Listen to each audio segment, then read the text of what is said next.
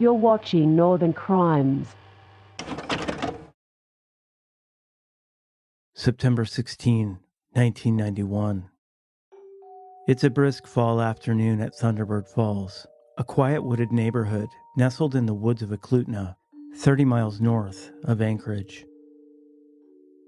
44-year-old David Kerr, a shift supervisor at a nearby power plant, is arriving home after work. With him, a package he's just picked up from the local post office. The box, addressed to his 19-year-old son George, seems odd, but Kerr doesn't think much of it. Instead, he sets the package down on the kitchen counter. After visiting with his wife Michelle, Kerr returns to the kitchen, drinks a glass of water, then again looks at the mysterious package. He decides to open it. First, he methodically removes the paper wrapping. Next, he grabs a utility knife from a drawer and begins to cut into the box. In the blink of an eye, the package explodes.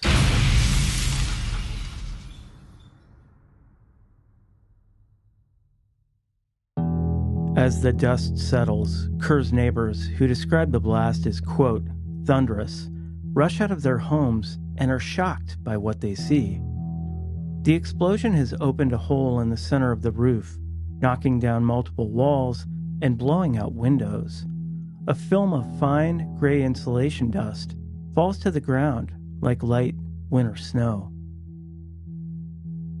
When police arrive, they find David Kerr dead, blown apart by the explosion.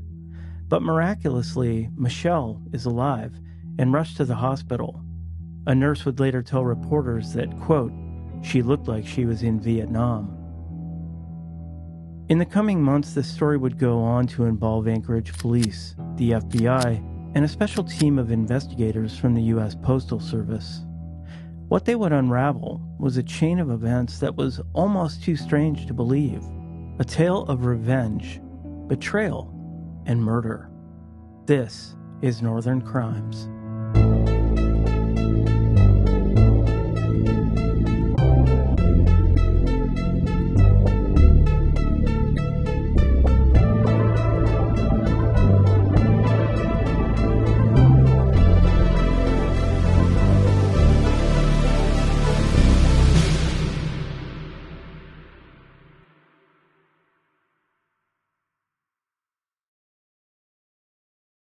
To understand why a mail bomb exploded in September 1991, killing David Kerr and seriously injuring his wife Michelle, we need to go back almost a year, to the fateful night of October 19, 1990. It was a crisp Friday night when Rob Chamberlain and his friend Jeffrey Kane were driving southbound along the Glen Highway, just north of Anchorage. As they approached the exit ramp to Muldoon Road, a loud crack suddenly pierced the air.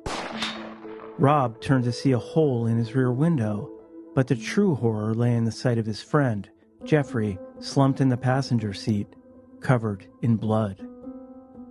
In shock and full of adrenaline, Chamberlain sped onto the off-ramp and pulled into the nearest parking lot that he could find, a bustling Kentucky Fried Chicken. Within minutes, authorities arrived at the scene where 20-year-old Jeffrey Kane was pronounced dead. Initially, authorities had no motive or suspect.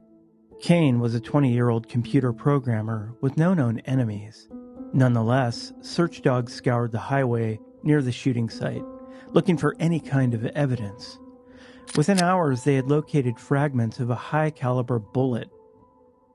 Now authorities were left to wonder, was this an intentional attack or a random act? Fortunately, it wouldn't take long to find out. On Saturday, October 20, a young man named George Kerr walked into the Anchorage Police Department with his lawyer and began to tell a story.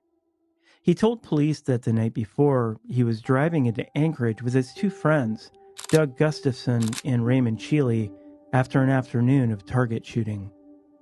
He stated that Gustafson and Cheeley began talking about shooting at a Toyota sports car that they thought had passed too closely as they drove towards town. Kerr stated that he tried to talk them out of it, but to no avail. Gustafson, riding in the passenger seat of his own car and with an assault rifle in hand, fired at the Toyota as it left the highway at the Muldoon exit. Later, Kerr, who was upset by the shooting, got out of the car and took a cab back to his home in Eklutna. It wasn't until he saw the paper the next morning that he realized someone had been killed. Later that day, police received a warrant to have Kerr wear a wire, which he agreed to in hopes that he could get Cheely and Gustafson to admit their guilt. And later that evening, Kerr was able to record the pair admitting to the shooting. Within days, Doug Gustafson and Raymond Cheely were arrested and charged with Jeffrey Kane's murder. George Kerr accepted a plea deal in exchange for immunity in testifying against his two friends. And because authorities were not able to locate the murder weapon, Kerr would be the key to their case. In the summer of 1991, Doug Gustafson and Raymond Cheely were convicted of the murder of Jeffrey Kane. Both were sentenced to life in prison. Shortly thereafter, George Kerr left Alaska, eventually ending up in the Navy. Presumably, he was hoping for a fresh start, distancing himself from his troubled past. But unfortunately, the past would soon catch up with him.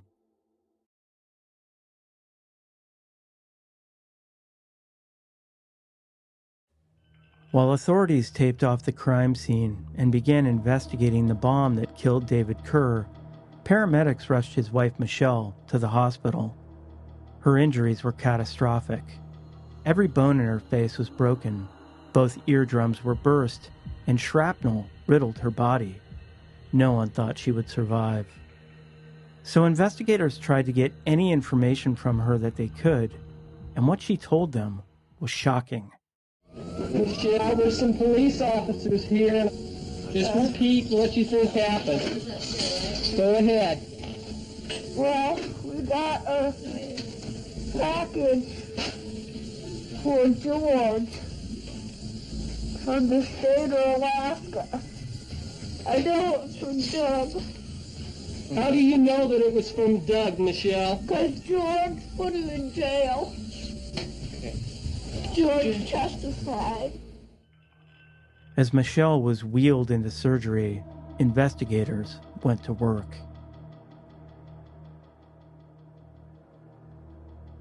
During David Kerr's autopsy, investigators pulled a piece of metal from his chest. They were able to identify it as part of a switch. Further, they identified the manufacturer and were able to trace it to a local Radio Shack. Based on Michelle Kerr's statement, authorities were already highly suspicious of Gustafson and Cheely, but they were in prison. How could they have been responsible for building and mailing a bomb? Fortunately for investigators, all the phone calls were monitored at the facility the two suspects were being held. So, they started listening in. Within a matter of days, they discovered a call that had taken place shortly before the bomb went off. A call between Doug Gustafson and his sister, Peggy. The two appeared to be speaking in some sort of code, and this piqued investigators' interest. Yeah, now this is to fix your car, remember? As soon as you find out which way is on, which way is off on the sliding one, glue it in place, like I described, right below the surface, so that when it's pushed towards the side, it's on. And when it's pushed towards the center, it's off. Right. Okay. Although the conversation was vaguely disguised as instructions to fix an issue with a vehicle, authorities saw it for what it was. Gustafson giving his sister instructions on how to build a circuit for an explosive device. But there was more. In reviewing other conversations, authorities learned that Peggy was struggling to construct the bomb on her own. So she enlisted the help of her older brother Craig, who was a mechanic. Additionally, both Peggy and Craig believed their brother was innocent and that George Kerr had fired the gun, killing Jeffrey Kane. To give an idea of the level of revenge and emotion she must have felt at the time, Peggy Gustafson was 9 months pregnant a mere 3 days away from giving birth the day she delivered the bomb to the post office. Meanwhile, authorities interviewed cellmates and prisoners of Gustafson and Chile and learned Chile had a hit list. At the top of the list, George Kerr. And when investigators brought Peggy and Craig in for questioning, they played the recorded tapes. The two immediately confessed. As the dust settled from a random shooting and a devastating mail bomb, the lives of many people were changed forever. Michelle Kerr, who now lived with permanent injuries from the bomb, sued the state of Alaska and was awarded damages exceeding $11 million. Peggy and Craig Gustafson were convicted for their role in the bombing and each sentenced to a minimum of 22 years. As for Raymond Chile and Doug Gustafson, they both received additional life sentences and will never be eligible for parole. The Alaska mail bomb murders revealed the hidden darkness beneath Alaska's serene surface. Although justice prevailed, one question remains. What other secrets lie buried in Alaska's icy grip? Only time will tell.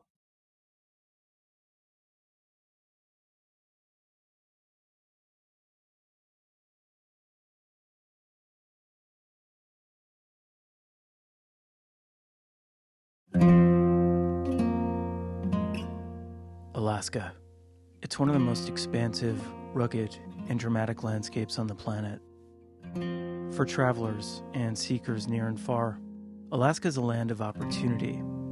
For the indigenous people and the folks who call it home, it's a lifeline for culture, family, and sustenance.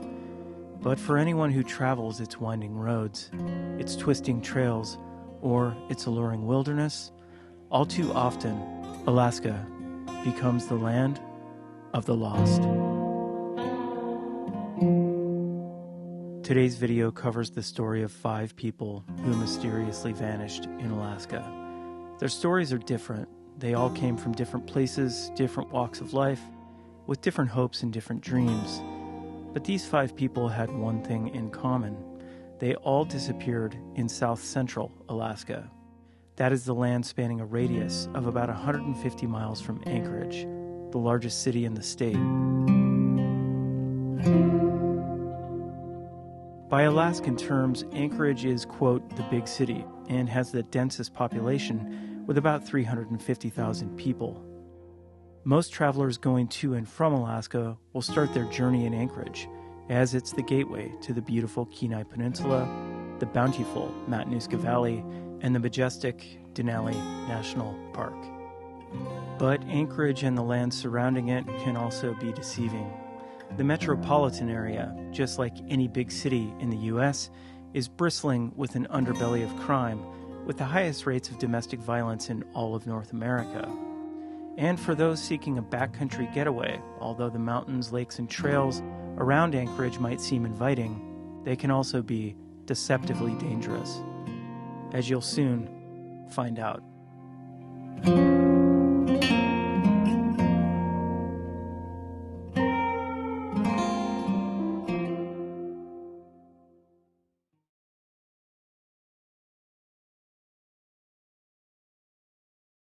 On the evening of Monday, March 29th, 2004, an Anchorage police officer was making his rounds through Anchorage's city parks. That evening, he pulled into DeLong Lake, a wooded, semi-secluded lake off Jewel Lake Road.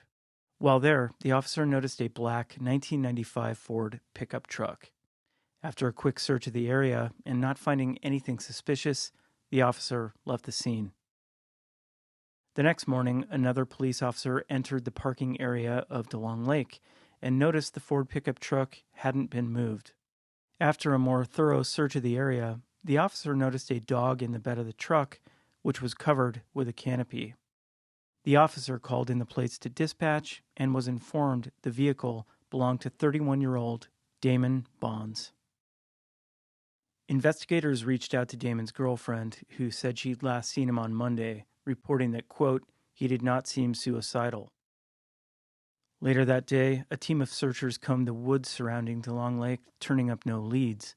According to the Anchorage Daily News, after a fruitless search Tuesday, the police department's auxiliary search team and other volunteers spent several hours Wednesday looking for bonds in the woods and neighborhoods surrounding DeLong Lake, covering roughly a 2-mile radius.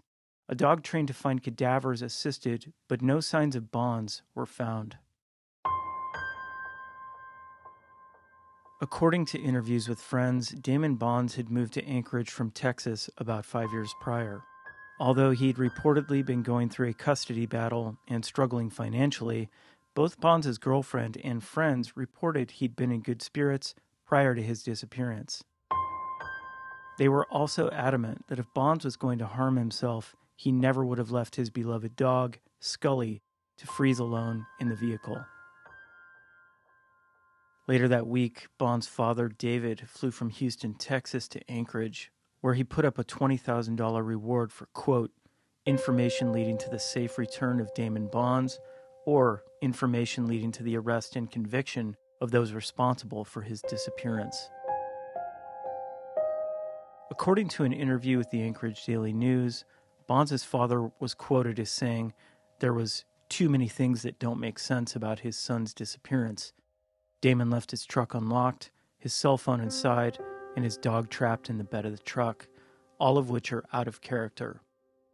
Additionally, Anchorage police labeled Bonds' disappearance as, quote, a missing person with suspicious circumstances. So this begs the question, what happened to Damon Bonds? I actually live in Anchorage, so I'm very familiar with DeLong Lake. The lake, although surrounded by dense woods, is also surrounded by dozens of houses. It's actually a fairly heavily populated area. When Bonds went missing, the lake would have been frozen, and the woods would have been covered with a blanket of snow. Clearly, no tracks were found when searchers were in the area. It's possible that Bonds, if walking across the lake, could have fallen through the ice. But I went back and checked the weather for March 27, 2004. The temperatures hovered in the low 20s, and there was no fresh snow. So it seems if he would have fallen through the ice, searchers would have found a hole. Additionally, the lake is a popular destination for families boating, swimming, and fishing in the summer. The lake isn't especially deep, so if Bonds was in the water, it seems highly likely that his remains would have been discovered. Another theory is that Bonds could have met with foul play. I can't find any evidence that Bonds was into drugs, but DeLong Lake is certainly a place where drug deals happen. Whether drugs were involved or not, it seems possible that Bonds could have met up with someone or some people in the parking lot, been abducted, and taken elsewhere. Over the years, Damon Bonds' father and other family members have made dozens of pilgrimages to Alaska to continue looking for their son. Bonds' father has been quoted as saying he's convinced that whatever happened to his son did not happen at DeLong Lake. The family has also hired private investigators and narrowed down who they believe to be suspects, passing that information on to authorities, all to no avail. In 2005, Bonds' mother sought the help of a psychic who told her that, quote, her son had been murdered, shot on the right side of the head, and that his body had been dumped off a cliff. The first thing that comes to mind are the bluffs on the west side of Anchorage, hovering above the silty waters of Cook Inlet. It's possible that Bonds could have been dumped off one of these cliffs, but it also seems likely some trace of him would have been found, unless, of course, his remains were carried out into the ocean. The unfortunate reality is that the trail, like the late March temperatures when Damon disappeared, simply went cold. To this day, no trace of Damon Bonds has been found. As recent as 2016, his family was still looking for him, creating a GoFundMe page. In 2012, the Facebook page Seeking Alaska's Missing published a letter from Damon's father on what would have been Damon's 40th birthday. My name is David Bonds. Some of you know me, some of you don't. My son's been missing from Anchorage, Alaska since March 2004. We have no clue what happened to him. He's just gone. So, as far as I'm concerned, he's still out there, somewhere. Next week is his 40th birthday. The two attachments are ads that will be running in the Anchorage Daily News, newspaper, and online all week, 5/7 to 5/13. Because I believe he's still out there, I'd like these ads to reach as many people as possible, in hopes that he might somewhere, somehow, see them. The favor I'm asking is please forward this to everyone in your address book. The more people we reach, the more likely he is to see it. Just a father trying to hold on to some semblance of sanity and his son.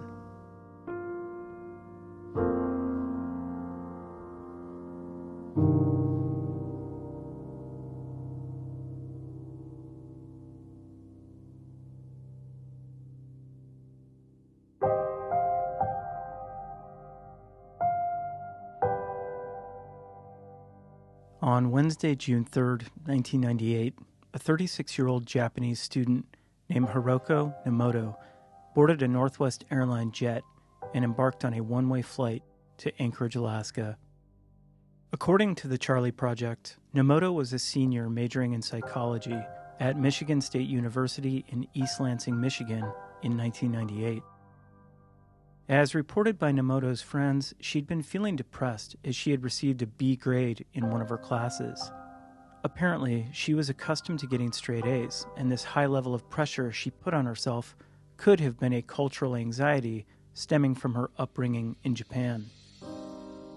Although she was only 10 credits shy of her undergraduate degree, Nomoto reportedly told friends she would not be returning to school. Additionally, she was said to have sold the majority of her clothing and given a multitude of Japanese mementos to friends before she left. Interestingly enough, when Nomoto's friends dropped her off at the airport on June 3rd, they believed she was flying back to Japan. She also was known to keep in weekly contact with her family, particularly her mother in Japan. Only later would her friends and family learn that she had flown to Anchorage, Alaska. According to a story in the Anchorage Daily News printed on March 22, 1999, Nomoto arrived in Alaska on June 4, 1998.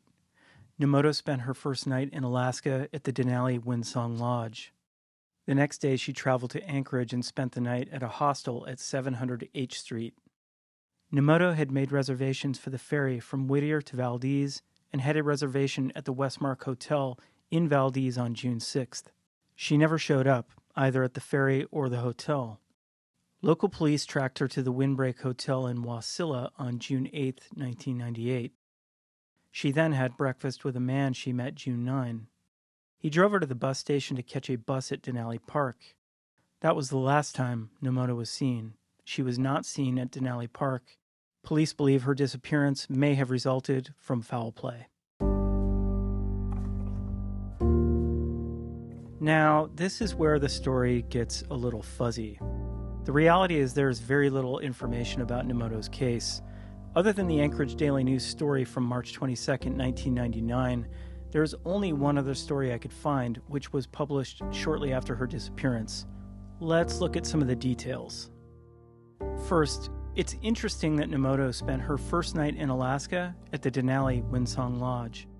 The lodge, which is now called Earth Song Lodge, is on the outskirts of Denali National Park in a small town called Healy, which is almost a 4-hour drive from Anchorage. It's unclear how Nomoto would have gotten there, but a reasonable guess would be a bus or shuttle service. The next day, she reportedly traveled back to Anchorage, another 4-hour drive, and stayed at the youth hostel on H Street, which is located in downtown Anchorage. Apparently, it was at this time that she booked a train to the small fishing town of Whittier, along with a ferry and hotel in Valdez, scheduled for Saturday, June 6. According to an Anchorage Daily News article from August 8, 1998, she purchased a train ticket to Whittier and a ferry ticket from Whittier to Valdez for June 6. Both tickets were used, but Nomoto never checked into the Valdez hotel where she had reservations. Although no one seems to have seen her in Whittier or on the ferry, it appears that she did go on the trip, as evidenced by police and the Anchorage Daily News reporting her tickets, quote, were used.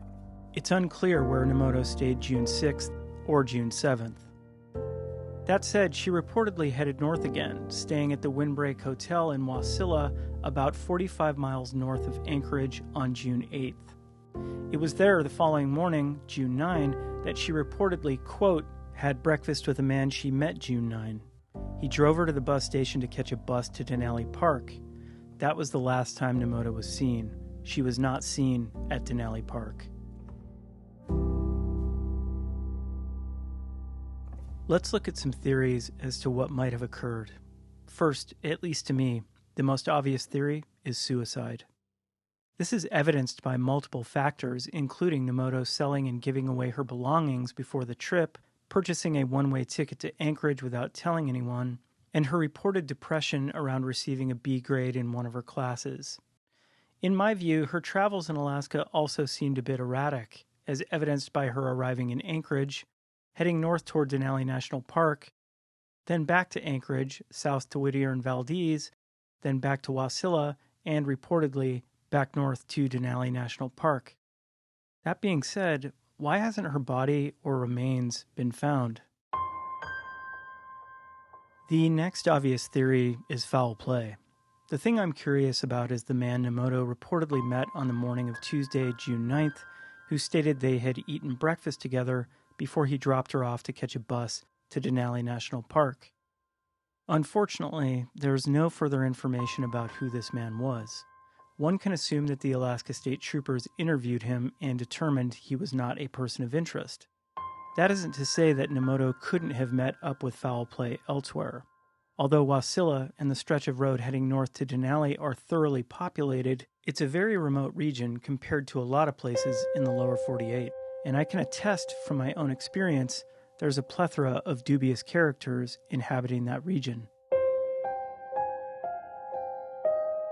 The final theory is that Nomoto chose to get lost. Most shuttles and buses that head to Denali National Park will stop at least 6 or 7 times along the way. Most of these stops are at remote gas stations, trail entrances, or scenic pull-offs on the park's highway. The Anchorage Daily News story published on March 22, 1999, stated that after she was dropped off at the bus stop in Wasilla, that was the last time Nomoto was seen. She was not seen at Denali Park. So it stands to reason that she could have left the bus stop in Wasilla on her own accord, or with someone else. Or she got on the bus, then got off at one of the stops, walking off into the unknown. Unfortunately, to this day, what happened to Hiroko Nomoto remains a mystery.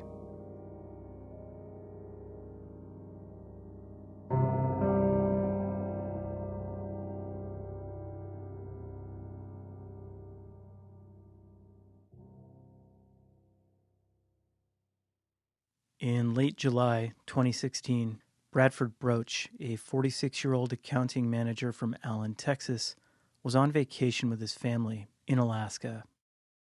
When his wife and daughter returned home, Broach decided to stay in Alaska, reportedly to enjoy some extended time off. On Tuesday, August 2, 2016, Broach was staying at the Hotel Alyeska, a monolithic structure at the foot of Alyeska Resort in the forested ski town of Girdwood, 35 miles south of Anchorage.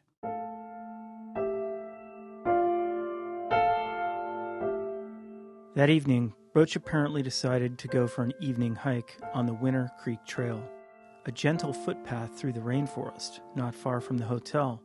Broach signed the Winter Creek Trail registry at 9:45 p.m., then briefly interacted with another hiker. After that, he headed down the obvious and well-maintained trail, presumably anticipating a short evening stroll. But when Broach failed to catch his flight home on August 4th, his family contacted the Alaska State Troopers, and his search was initiated. Over the next few weeks, troopers utilized the support of Alaska Mountain Rescue Group, Anchorage Nordic Ski Patrol, the Girdwood Volunteer Fire Department, as well as hotel employees and members of the community. Helicopters flew the valleys, search dogs scoured the forests, and a local kayaker even ran the rivers, searching for any sign of Broach, all to no avail. By the end of the month, all searches were called off, and to this day, no sign of Broach has ever been found. Another person lost in Alaska.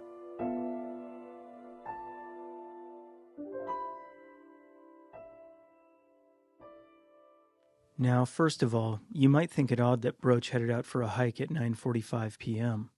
Well, to Alaskans, this isn't really a big deal, as the light lingers on close to midnight during that time of year.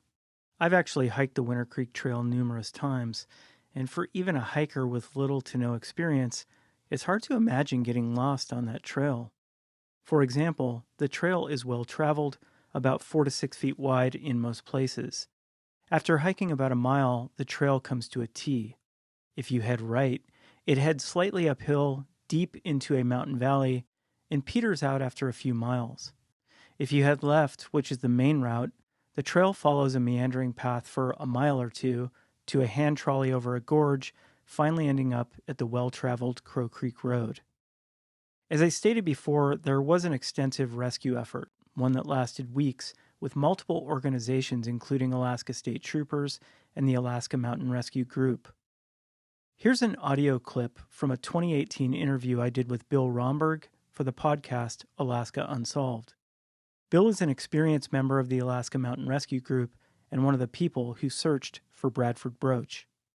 There was the gentleman who disappeared right out the back door of the Alaska Hotel, walked out the Winter Creek Trail, and for all intents and purposes seemed to be enjoying his Alaska visit. He had family here for a while. He went for a hike late at night, to get some pictures of the Winter Creek Gorge.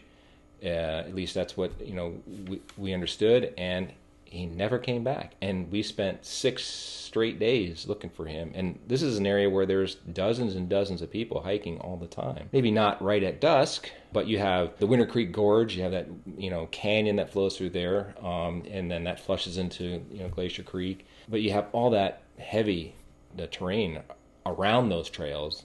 You also have large carnivores, and we had pretty good cell phone forensic information on he's definitely in this triangle, he's not over there by the Tesoro station. And we put a lot of resources into that area for days and days, and then the searching continued after the large scale effort ramped down. I mean, the local fire department kept searching the river systems. Local dog teams kept going out on those trails for training purposes to try and find him, and we still have not found him. And those are really challenging. We think that given the resources we can bring to bear now compared to 20 years ago, and the technology that's available to us, and whether it's cell phone forensics or there's just a lot of ways that people can be tracked. Right. The fact that we spent that much time and effort and were unable to find him is very frustrating, and that's just one example. Right.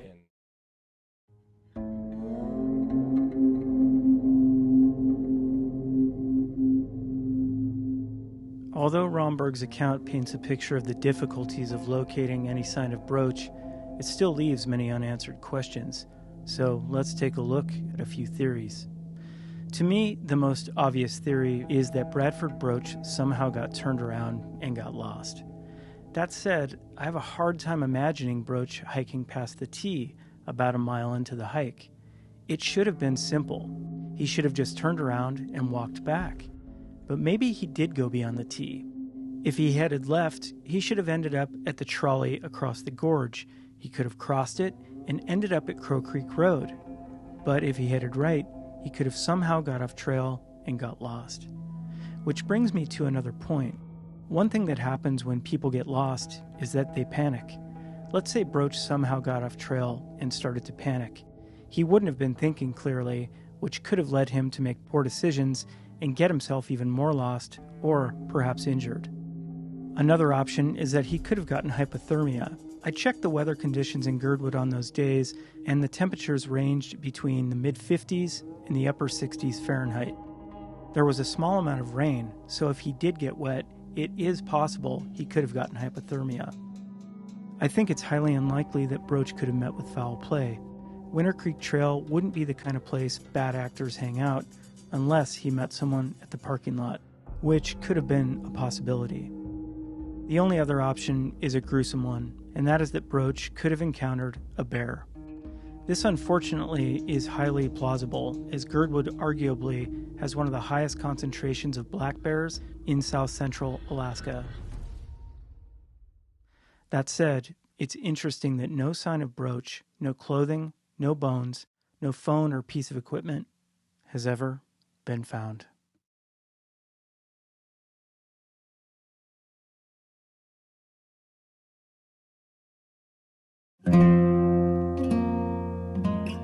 On Saturday, September 26, 2015, at around 9:30 a.m., a 2012 Toyota Tundra truck was found near a pond located off the Seward Highway at mile 87.5, just south of Girdwood. The vehicle, which belonged to Anchorage resident 38-year-old Kevin Mitchell, was located after friends and family had been searching for him for almost 4 days. According to the Alaska Dispatch-News, Mitchell had last been seen Tuesday, September 22nd, when he stopped by his South Anchorage home at around 11:30 a.m. in his municipal light and power truck. The father of two and engineer left in his personal 2012 Toyota Tundra without taking his wallet or ID, his wife Nicole Mitchell said.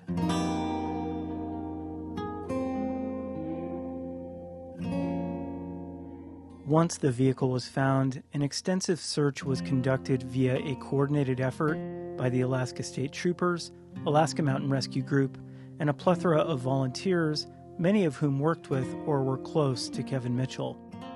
In the following days, searches focused mostly on the mountain rising directly above the pond where Mitchell's truck was found. During the search, multiple items were found, including tarps and empty drink bottles in the thick brush and steep creek beds. That said, none of the items could be tied directly to Mitchell. According to the Alaska Dispatch-News story published on September 28th, a helicopter from Alpine Air Alaska and Alyeska Helicopters helped to deliver a radio repeater to a peak for better communication via donated radios used by the searchers on the mountainside. On Tuesday, September 29, after 3 days of exhaustive searches, and with the weather continuing to deteriorate, Alaska State Troopers called off the search. Kevin Mitchell has been missing ever since.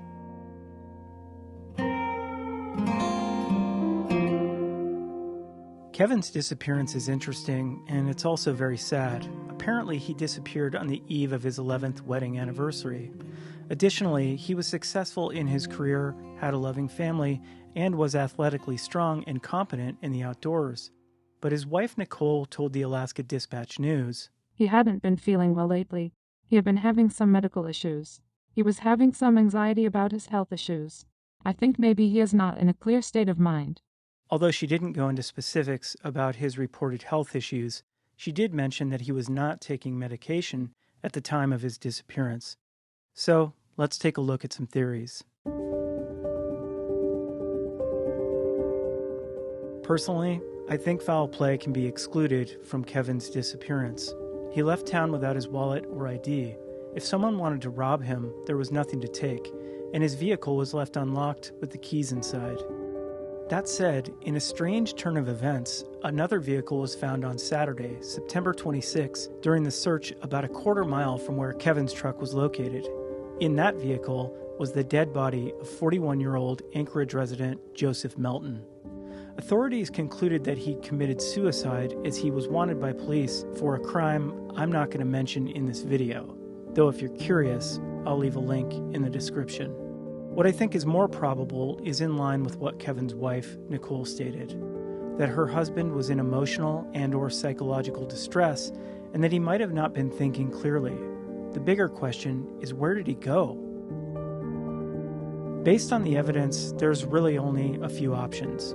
A, he parked his truck and walked directly into the woods or up a mountain, heading east into the endless expanse of Chugach National Forest, where he either took his own life or died from exposure. Or B, he crossed the Seward Highway and walked out into the mudflats, letting the glacial tides of Turnagain Arm wash over him and take him away.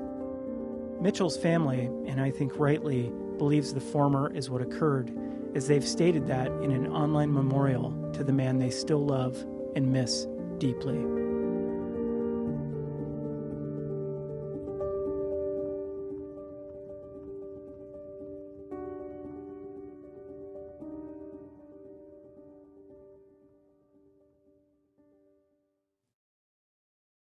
Our final story takes place about 65 miles south of Anchorage, deep in Chugach National Forest at a serene campground called Granite Creek.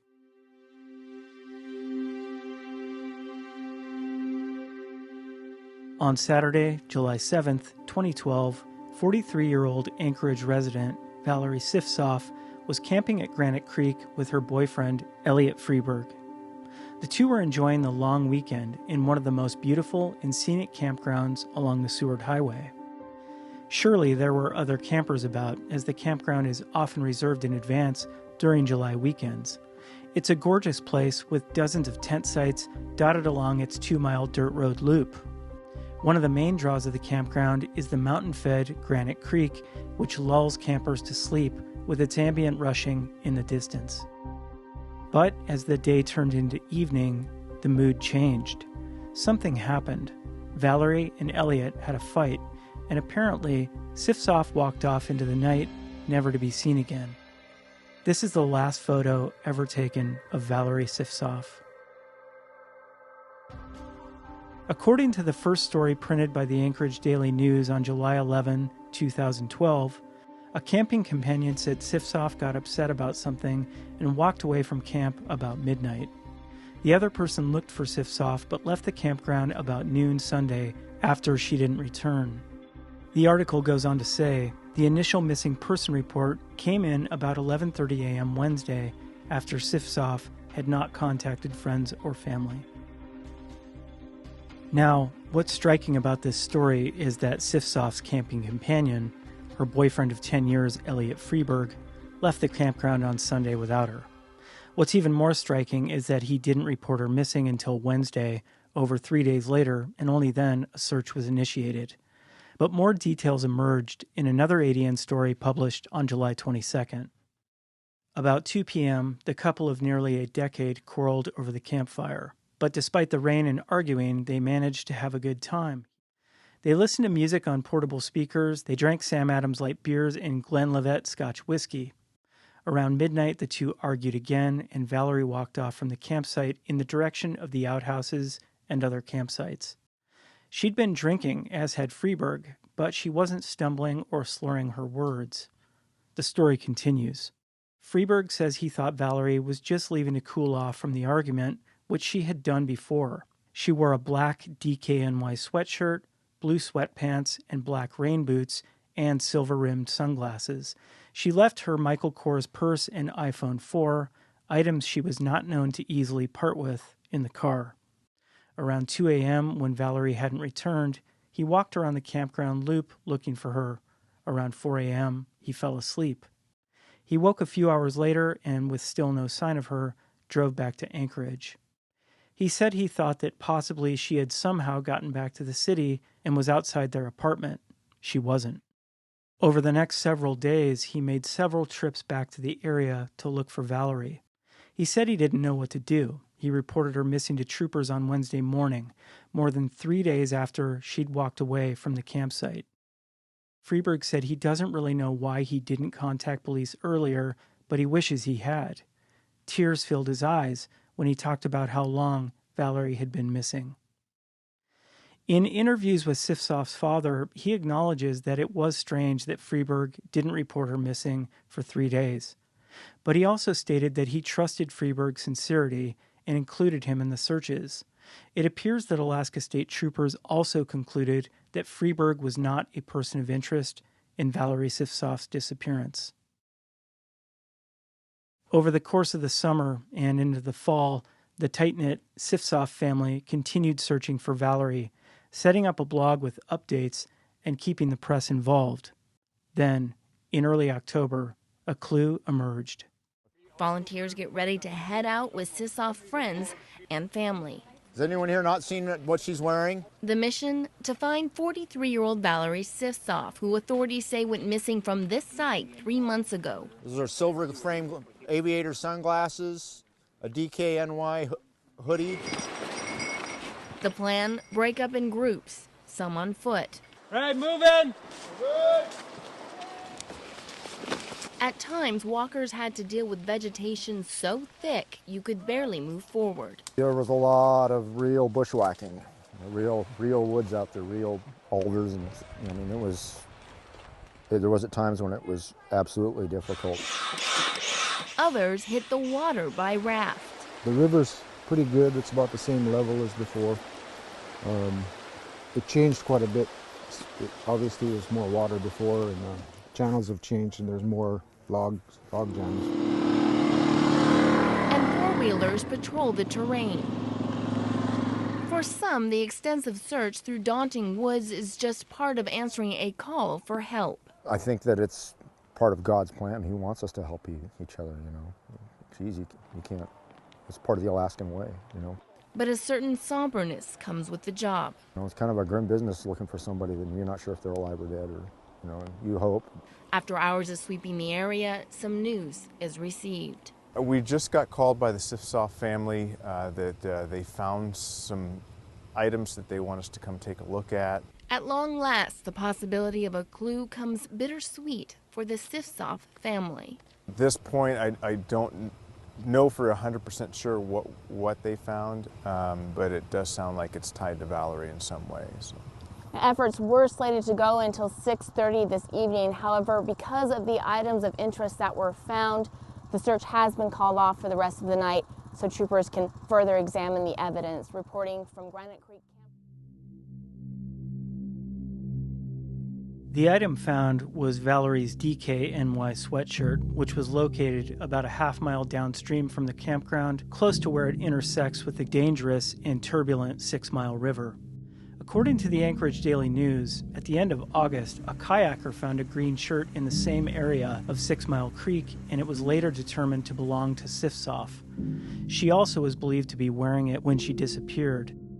Troopers have a photo of her from that camping trip wearing the sweatshirt with the green shirt seen underneath.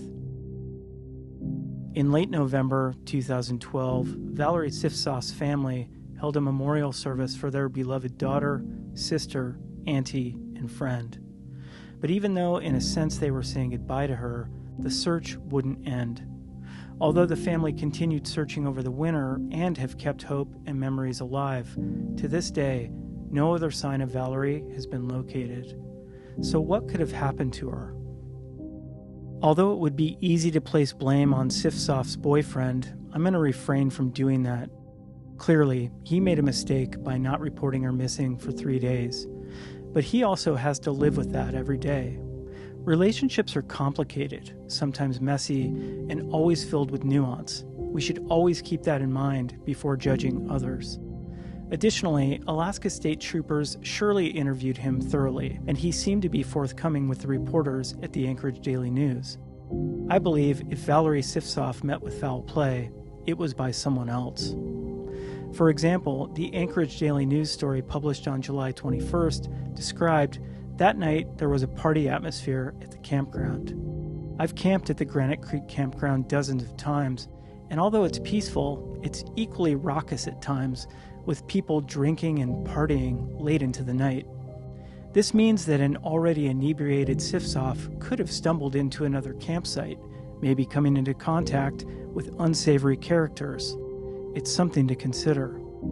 But Sifsoff's family is convinced that Valerie ended up in that river, and this seems plausible, especially since 2 articles of her clothing were located downstream. Normally, I'd have a hard time believing that Sifsoff could have accidentally drowned in Granite Creek. It's a swift river, but not a raging torrent. But in the summer of 2012, the rains were torrential, with the river flooding its banks well into the fall. In conditions like that, it's possible that if Valerie got too close, she could have been pulled into the water and drowned.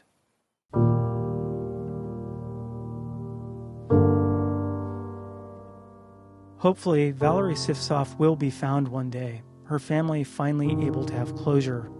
But until then, her disappearance remains another Alaskan mystery. Alaska currently has over 300 people on the active missing persons lists, and probably hundreds more who've been given up for lost or forgotten with the passage of time. In the future, I'll most certainly be covering more missing persons cases in Alaska, as there are countless stories to be told and many families who live without answers or closure.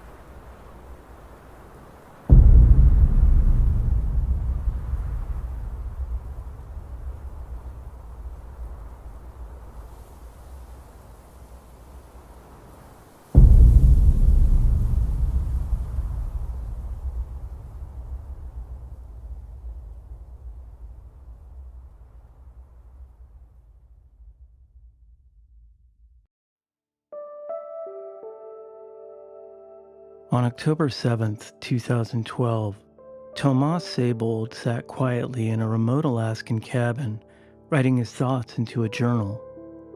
The cabin, nestled near the confluence of the Ambler River and Ulaniak Creek, was more than 30 miles from the nearest village, or person for that matter.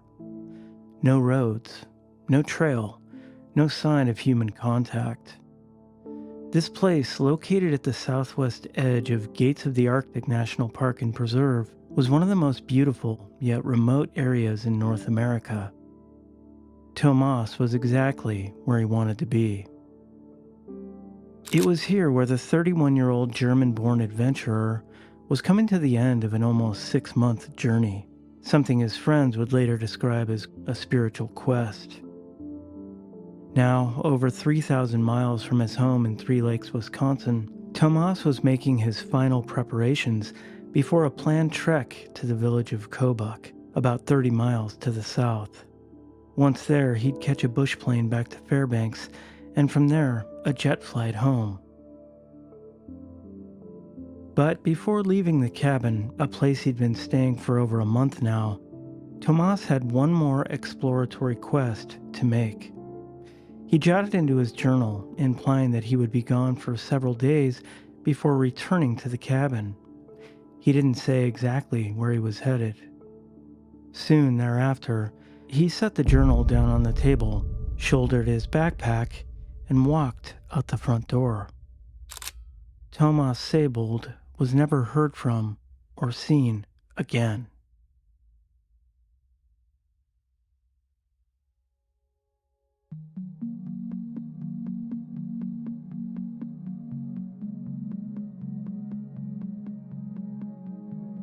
The town of Three Lakes, population 2,131, sits at the northern edge of Wisconsin and is part of the Chequamegon-Nicolet National Forest. This area, which encompasses over 1.5 million acres, is dotted with countless lakes, dense forest, and hundreds of trails.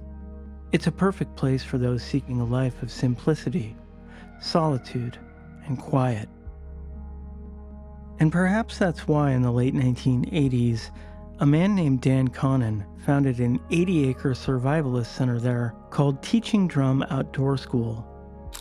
Connon, a Northern European who goes by the name Tamarack Song, was said to have started the school after being, quote, inspired by the directive he received on his vision quest to bring the time-honored ways of living in balance to this time of profound imbalance. Over the years, the school gained a reputation for its immersive courses in primitive living, courses that taught wilderness survival skills including canoeing, shelter building, and making fire with friction. It was this school, and perhaps way of life, that attracted a young German man in the early 2000s. His name was Tomas Seybold. It's not known exactly when he began working for the school, but Tomas did exactly that. After completing a year-long course as a student, he reportedly worked as an instructor at Teaching Drum for 5 years, and by all accounts, he was extremely close with the folks there. He eventually married a woman affiliated with Teaching Drum and considered Three Lakes his home. He was described as a, quote, very centered fellow, and by all accounts was content with his life. But for Tomas, a content life meant a life of constant learning, self-examination, and exploration. And what better place to do that than the wilderness of Alaska?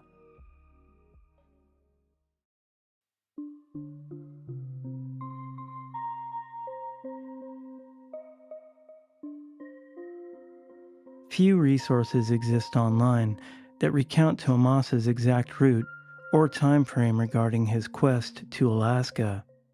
But at some point in time, in the early or late spring of 2012, Tomas left Three Lakes, Wisconsin, and headed north to Alaska. His father-in-law would later describe the journey as a, quote, pilgrimage. According to news stories, Tomas left Three Lakes and traveled to southeast Alaska, where he reportedly spent some time fishing and learning about the land.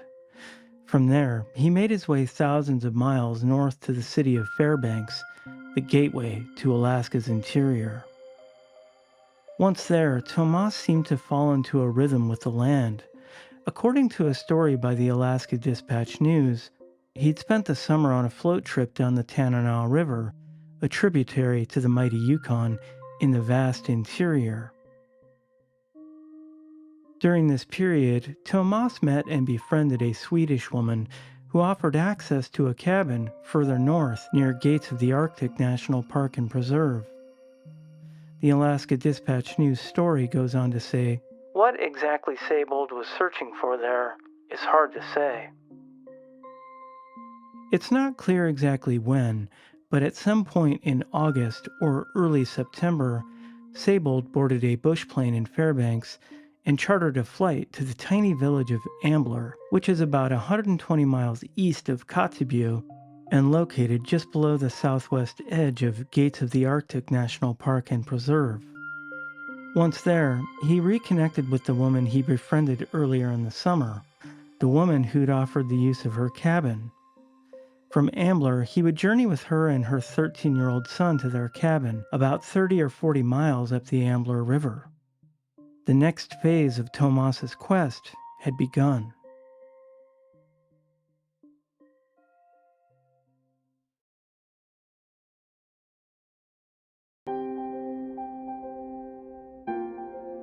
Gates of the Arctic, part of the Central Brooks Range, comprises a national park of 7.5 million acres, as well as 2 national preserves totaling about 950,000 acres.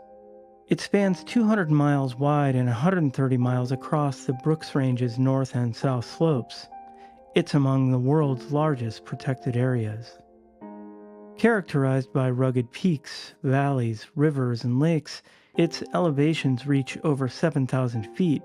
The short summer and harsh winters nurture a mix of taiga, boreal forest, and Arctic tundra. A wide variety of fauna inhabit the park, which is crucial for local subsistence activities. It's by far the most rugged and remote national park and preserve in North America. A trip into this area would be the culmination of Tomas's journey. In early September, Tomas, his friend, and her 13-year-old son packed into an outboard-powered canoe and started up the meandering Ambler River. The destination, a cabin about 30 miles upstream near the confluence of Ulaniak Creek. Just south of the border of Gates of the Arctic, this area is incredibly remote, surrounded by towering mountains, rushing rivers, and an abundance of wildlife including bear, moose, and wolves. There's no maintained roads or trails, and it's hard to overstate just how rugged and distant this landscape is. On September 15, the trio reached the cabin. It's unknown exactly how they spent the next few days and weeks, but one fact is certain. They killed and harvested a moose, leaving Tomas with an abundance of meat that could have sustained him well into the winter months. Then, on September 29th, Tomas's friend and her son left the cabin, taking the canoe and heading back to Ambler. Tomas informed her that he'd stay on for another month at the cabin by himself, exploring the surrounding area, practicing his primitive living skills. According to a story by the Alaska Dispatch News, his plan was to, quote, leave the cabin in late October or early November on a hike 30 miles or more southwest to the village of Kobuk.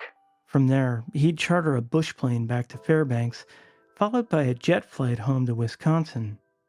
The deadline he gave his friends and family for arriving in Kobuk was November 10th.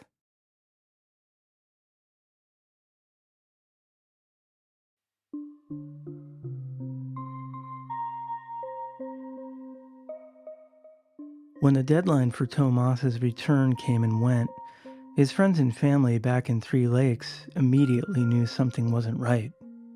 On November 11, Alaska State Troopers were contacted and a search for Tomas started on November 12th.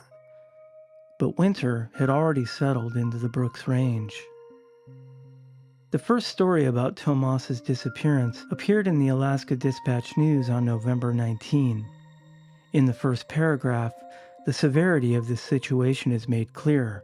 Quote, "The temperature was 6 degrees below zero on Monday afternoon, already falling toward the 20 below expected overnight." The harsh reality is that winter had come early that year. A later story from Seth Kantner in the Arctic Sounder stated, quote, "That October, people in Kobuk had reported early snow and an early freeze. The flooding rivers had frozen high, creating dangerous shelf ice." Locals knew that traveling alone in those conditions would have been extremely dangerous, if not foolish. In fact, 2 people from Ambler had died the previous year after falling through river ice. But more information came to light when troopers landed a bush plane at the cabin. Inside, troopers found Tomas's journals, which they shared with his community back in Three Lakes. In a blog post written by his friends at Teaching Drum, they confirmed the following, quote, "All items were scanned and emailed to us. In them, he describes his hikes and camping higher in the mountains. He also spoke about cleaning the cabin and preparing firewood for the colder days, meaning he was planning to return to the cabin. He then wrote about his plans to hike to further explore the area, and that's where the letters end. The last day in his dream journal was October 7th. Troopers also stated that he was not carrying a gun at the time of his disappearance, a fact confirmed when they found 2 rifles at the cabin. Tomas's friend, who'd left the cabin with her son in late September, confirmed that they had indeed harvested a moose, a fact that was verified when troopers found a bounty of meat in a food cache. She also confirmed the type of gear he had, including, quote, "Stager mucklucks, sorrel boots with light-colored bottoms, and 2 sleeping bags, one was orange." She also stated he carried matches and described him as being, quote, "very capable." All of this was good information, but searchers were still left with the question, where did he go? Further digging would uncover more information. In another blog post from Tomas's community, dated November 20, 2012, the following clues were disclosed. 1. A missing map section that Tomas may have with him indicates he had an interest in exploring the headwaters of the Ameliak, Amackamanek, Cutler, and Redstone rivers, along with the Ambler to the north of the cabin. 2. When the cabin owner left, Tomas handed her a book he had just finished reading, The Last Light Breaking by Nick Jans. A well-worn section describes the traditional Eskimo routes through the same headwaters area as on the missing map. 3. Area residents told Tomas alluring stories of the headwaters area's beauty and wildlife, and Tomas read several other books on the area. 4. A quote from Tomas's last diary entry, quote, "After I've read a lot about this area, it's exciting to actually be here and to see the things with my own eyes." Armed with these insights, troopers and other volunteers decided to focus their searches further up the Ambler River Valley. A few days later, they found a curious clue, which was highlighted in another blog post from Tomas's community. Quote, "After 3 days of searching, one plane found a circle drawn on a gravel bar far up the Ambler River, 8 miles north of Ulaniak Creek. They landed and checked out whether it could be the O from an SOS, yet found no indication that the circle was connected to sending an alarm sign. Tomas could have made the sign for himself to mark a place where he left provisions. Because the circle has such strong meaning to Tomas, we think there's a high likelihood that he etched the sign." Search planes indeed searched the area and surrounding valleys in the following days, but to no avail. Tomas Seybold had seemingly vanished into the Alaskan wilderness without a trace. Toward the end of November, some of Tomas's close friends from Three Lakes came to Alaska to personally help with the search, an experience they again shared in their blog. Quote, "No words can describe the unfathomable beauty of this country or the experience that we now share with those who have been searching before us." But despite this hope, the reality of the situation was grim. Daylight by this time had reduced to 3 hours a day, with temperatures dropping to 20 below zero. After the 13th day of the search, and with the weather worsening and resources dwindling, the Alaska State Troopers officially ended their search. To this day, what happened to Tomas Seybold remains a mystery.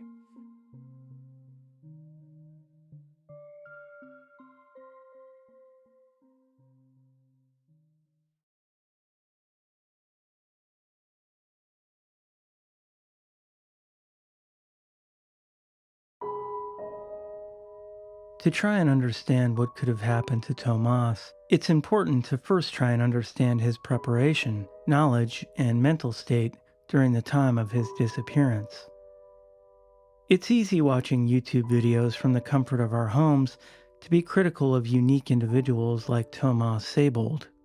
In fact, many have compared Tomas's journey to Alaska as similar to that of Christopher McCandless, who lost his life outside of Denali National Park in 1992. But to me, that's where most of the similarities end. Where McCandless appeared to be impulsive and hastily prepared, Seybold was calm, meticulous, and well-equipped. And where McCandless walked by himself into the wilderness, Seybold was accompanied by a seasoned Alaskan who surely imparted local knowledge along the way and provided him with a warm cabin. He also had a strong community of friends and family in Three Lakes that more or less knew his plans.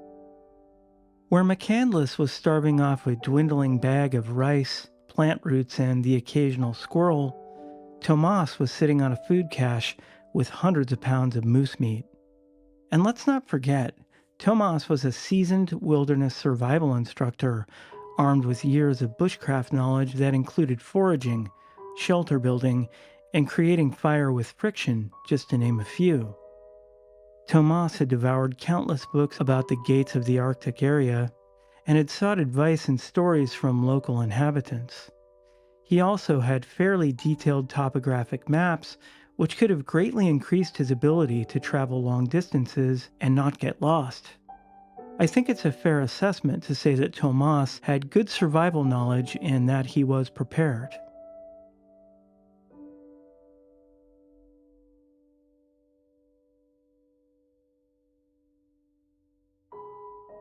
By all accounts, Tomas was a centered and grounded person.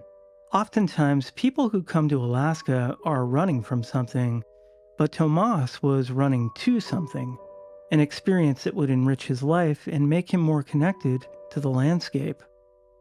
But despite his solo journey, he remained close and connected with his friends and family back in Three Lakes. They were aware of his travels, the areas he was exploring, and they communicated about dates he would be returning. As far as we know, he had every intention of returning home. He also seemed to make friends easily in Alaska. For example, the woman he traveled with to the cabin near Ulaniak Creek later reported that he was, quote, quite capable. Another local from Ambler who met Tomas stated he was a, quote, real nice guy. And then there's his journal entries. Although the contents of his writing have never been made public, they were shared with his friends and family in Three Lakes. They in turn shared certain details on a blog during the search for Tomas, and one thing is clear. His last journal entry on October 7 indicated that he intended to explore for a few days, then return to the cabin. Tomas was not on a one-way death wish in the wilderness. He had every intention of returning to the cabin, then returning home.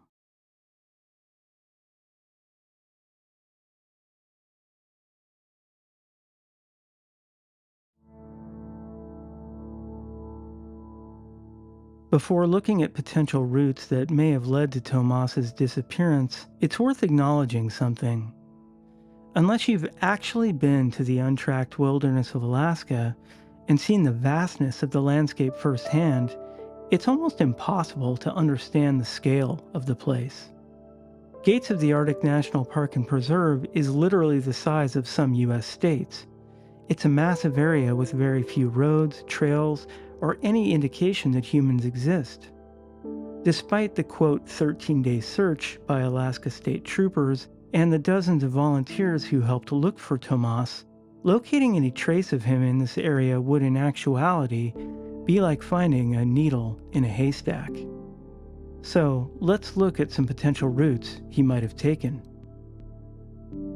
We know that at the end of October or early November, Tomas planned to make the 30-mile trek south to the village of Kobuk. From there, he planned to charter a bush plane back to Fairbanks. Tomas's intended route from the cabin would have taken him south along the Ambler River, most likely traveling the gravel bars and through the woods. If it was frozen, which seems unlikely, he could have traveled on the river itself. From there, he'd cross the Ambler lowlands until he reached the Shugnak River, which he'd somehow need to cross. From there, he'd head for a tractor trail that led to the small mining site called Bornite. He'd then follow a rough trail through the Cosmos Hills until he reached Kobuk. Presumably, Tomas could have easily traveled this route in about 2 or 3 days, but ultimately, that would depend on conditions. Temperatures in that area during early to mid-October hovered above and below freezing, around 30 degrees Fahrenheit.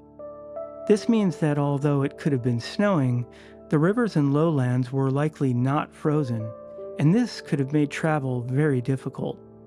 But that's assuming you think Tomas was heading toward Kobuk after his last journal entry on October 7. Based on the evidence, I think that's unlikely. What's more likely is that Tomas was exploring an area around the cabin, further up the Ambler River, north or west of Ulaniak Creek. Based on the evidence, we know that Tomas had cut out part of a topographic map that focused on a number of headwaters including the Ameliak, the Amakaminack, Cutler, and Redstone rivers, along with the Ambler to the north of the cabin. We know that Tomas expressed interest in exploring these areas and perhaps wanted to explore the remote Noatak River Valley. We also know that a large rock circle was discovered 8 miles north of Ulaniak Creek, a signal Tomas's friends believe he made. Was it part of an SOS signal, or was it some sort of landmarker he could use to spot from higher up in the mountains or valleys? Unfortunately, we can only speculate as to what this means. But, based on the evidence, I believe it's more likely that Tomas was in this general area when he disappeared.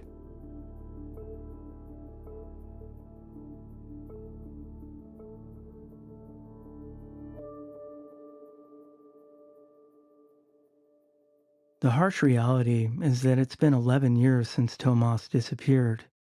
The chances of him being alive somewhere are slim to non-existent. In fact, people who were searching for Tomas in November and December of 2012 believed he was already dead, based on the fact that winter was in full effect, with temperatures in the area dipping to 30 below zero. No person could survive long in conditions like that. So, let's look at some potential causes of death.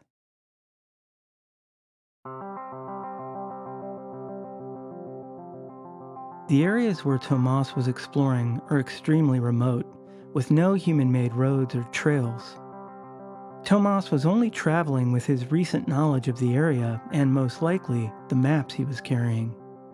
That said, if Tomas was exploring one of the valleys outside of the Ambler River, or if he had somehow pushed beyond the limits of his maps, it's conceivable that he could have become disoriented and gotten lost.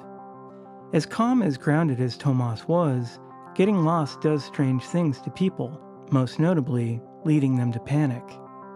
If Tomas started to panic, this could have led to poor decision-making, which could have led to him becoming more lost.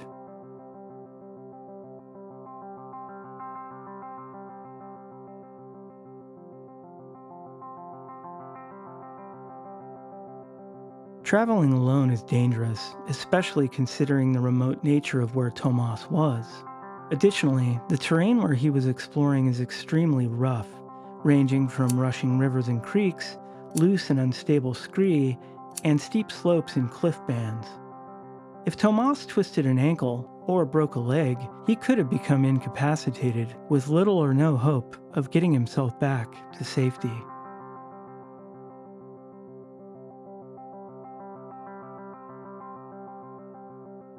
It's hard to pinpoint what the weather was doing since we don't know exactly where Tomas was on or around October 7th.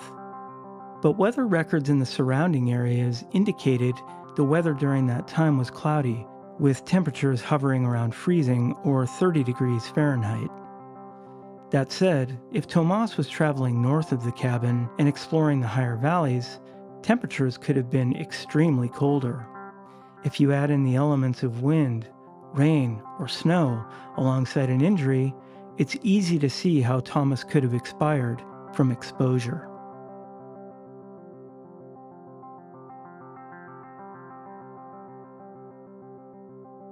During the Alaskan winters, especially in remote areas of the state, rivers become highways, particularly for people traveling on snow machines. The problem with this theory is that Tomas's last communication in his journal was October 7th, which means the likelihood of surrounding rivers being frozen is highly unlikely. That said, if Tomas was hiking in the higher country, either toward the headwaters of the Ambler River or the numerous valleys in the area, snow and ice could have been more prevalent. It is conceivable that he could have fallen through ice covering a pond or a lake, or fallen into a crevasse next to a large boulder.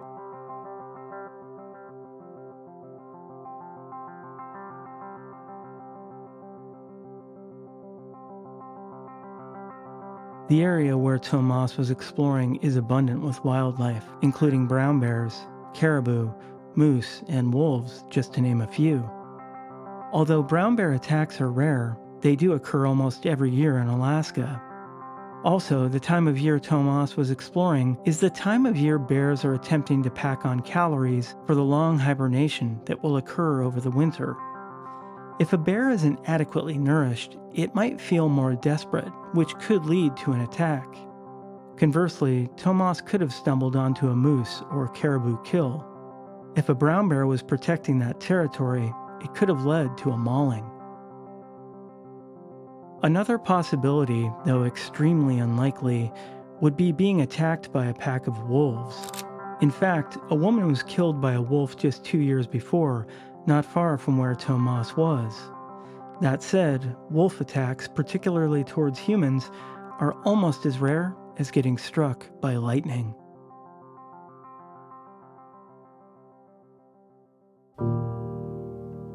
In the years that Tomas disappeared, life in Alaska continues on.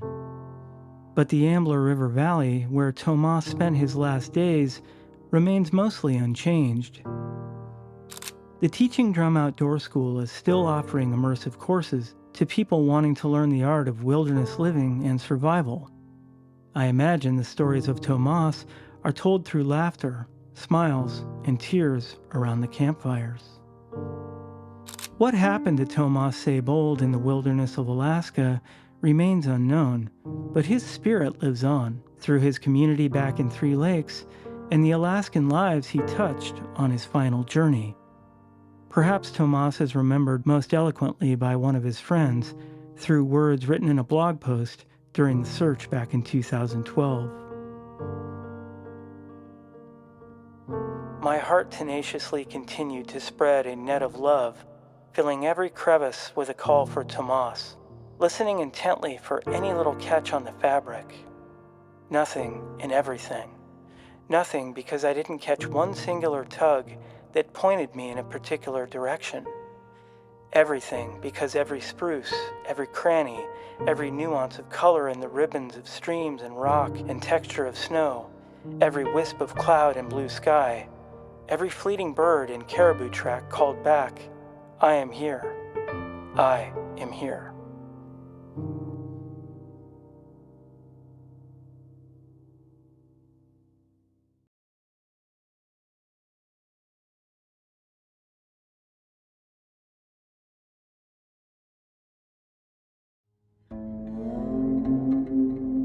Alaska, a land of towering mountains, rushing rivers, and expansive, untouched wilderness. Its close-knit communities are woven into the fabric of this vast landscape, providing a sense of warmth and camaraderie amidst the frozen landscape. Yet beneath the lofty peaks and expansive geography, Alaska harbors a darker reality that is often overlooked. Today, we'll delve into 3 chilling crimes that rock the close-knit communities of this remote land, shattering the serenity of the last frontier. Each account is a chilling reminder that even in places of immense beauty, evil can find its way. This is Northern Crimes.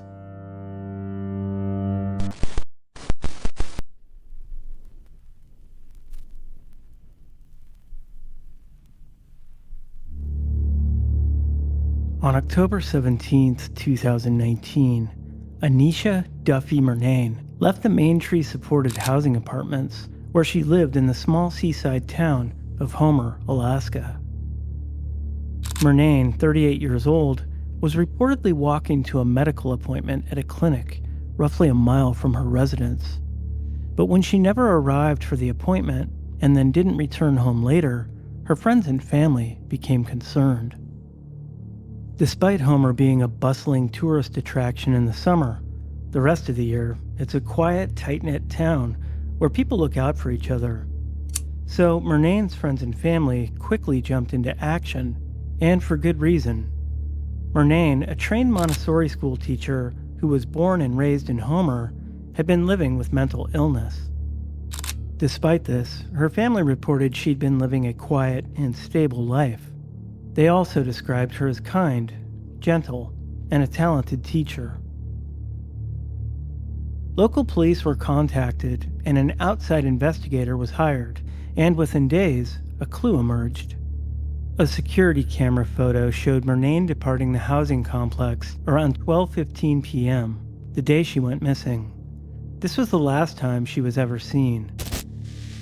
The case made headlines around the state, and before long, Murnane's story was circulating around the country.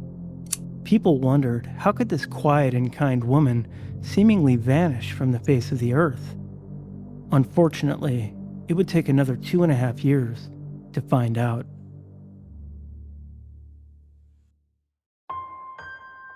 On April 14, 2022, an anonymous caller left a detailed message on a Crime Stoppers tip line that was, quote, very specific in naming the person responsible and how the kidnapping, murder, and destruction of evidence were committed.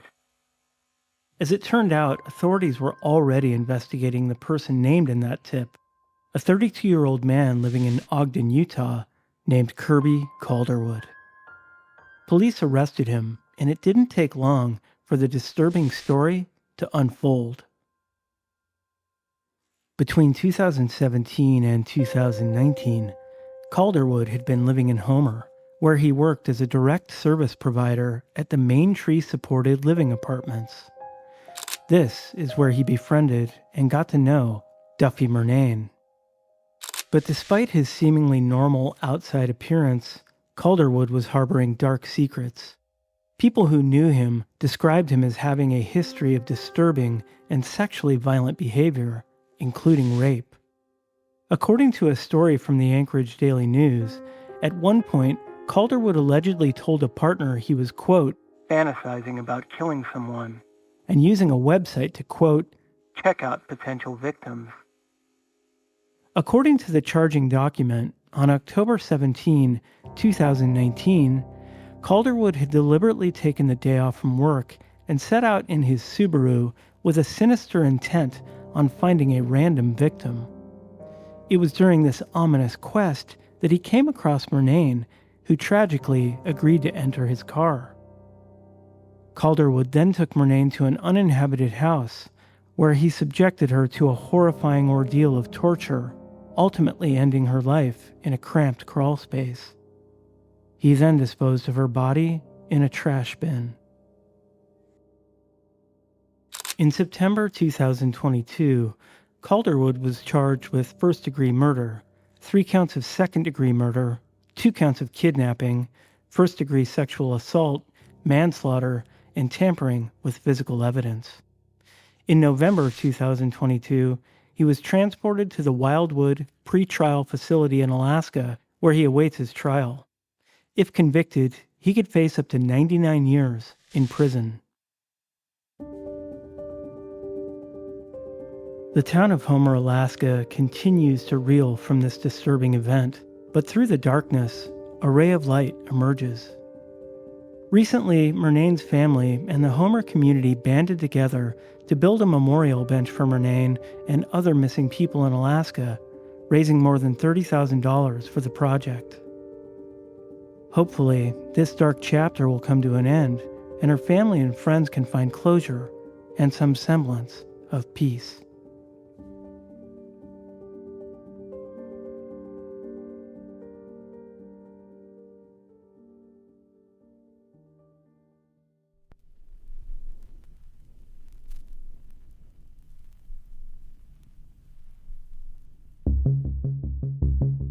Anchorage, Alaska, a city known for its breathtaking landscapes and close-knit communities. But sometimes, even in the most peaceful of places, darkness lurks right beneath the surface. This is the story of the memory card murder.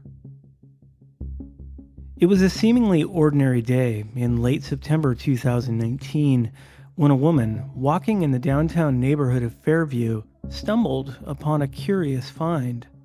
There, on the ground, was an SD memory card, one that's used to store data from a computer or a camera. Scrawled on its surface were 4 chilling words: "Homicide at Midtown Marriott." 2 days later, on September 30th, the citizen handed over the memory card to the Anchorage Police Department. As they delved into the contents of the card, what they found left them stunned. The images and videos portrayed a woman being brutally beaten and strangled by a man in a Midtown hotel room. The authorities had stumbled upon evidence of a heinous crime captured by the very hands of the perpetrator. But this was just the beginning. 2 days later, on October 2nd, a chilling phone call came into the authorities. The caller reported the discovery of human remains outside the city near Rainbow Valley Road on the Seward Highway. 2 separate investigations now converged, intertwining the fate of the victim and the perpetrator. The police believe that the woman depicted in the memory card's images and videos was the same woman whose remains were found on that desolate roadside. A few days later, they identified her as Kathleen J. Henry, a 30-year-old Alaska Native woman from the village of Eek in western Alaska. As detectives meticulously reviewed the haunting images on the memory card, they made a chilling realization. The man seen and heard in those videos was someone they'd known from another unrelated investigation. He had a unique, quote, English-sounding accent. His name? Brian Stephen Smith.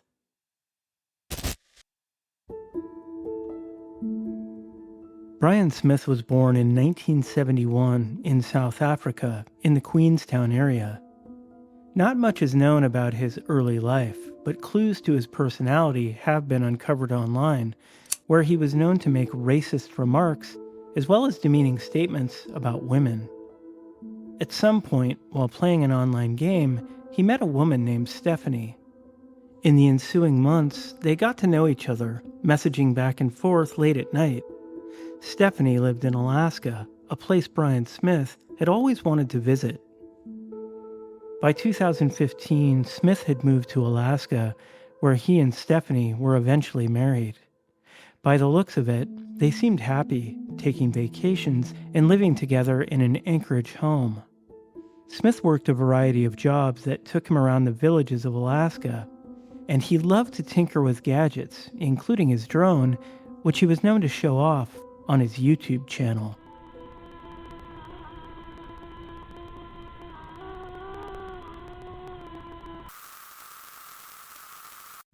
Wave my wifey.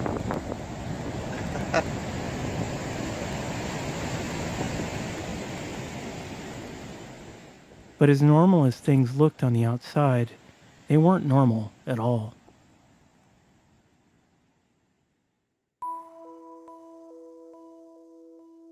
With a sense of urgency, police contacted the hotel depicted in the videos, Town Place Suites by Marriott Anchorage Midtown.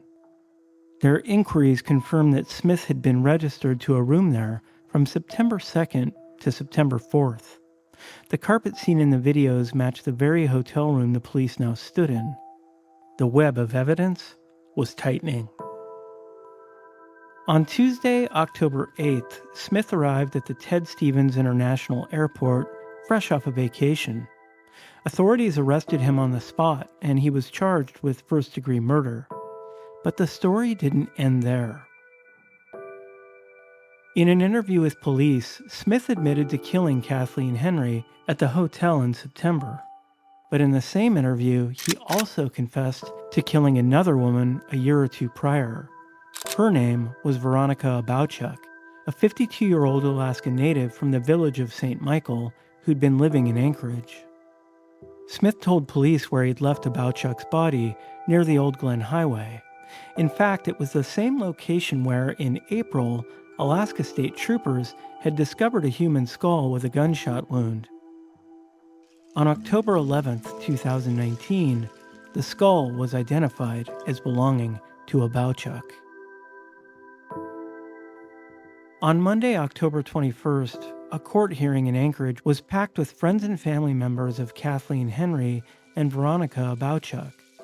Activists wore red handprints across their faces, a symbol to draw attention to the missing and murdered Indigenous women movement.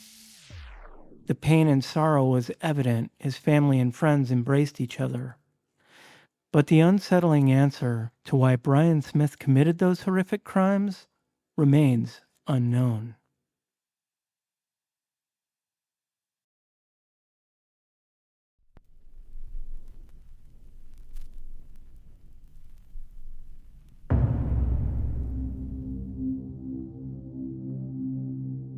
On the afternoon of June 2nd, 2019, Cynthia Hoffman, a 19-year-old woman from Anchorage, got into a vehicle with two friends. Hoffman, who was developmentally disabled, with the intellectual capacity of a 7th grader, was trusting of others, potentially making her vulnerable.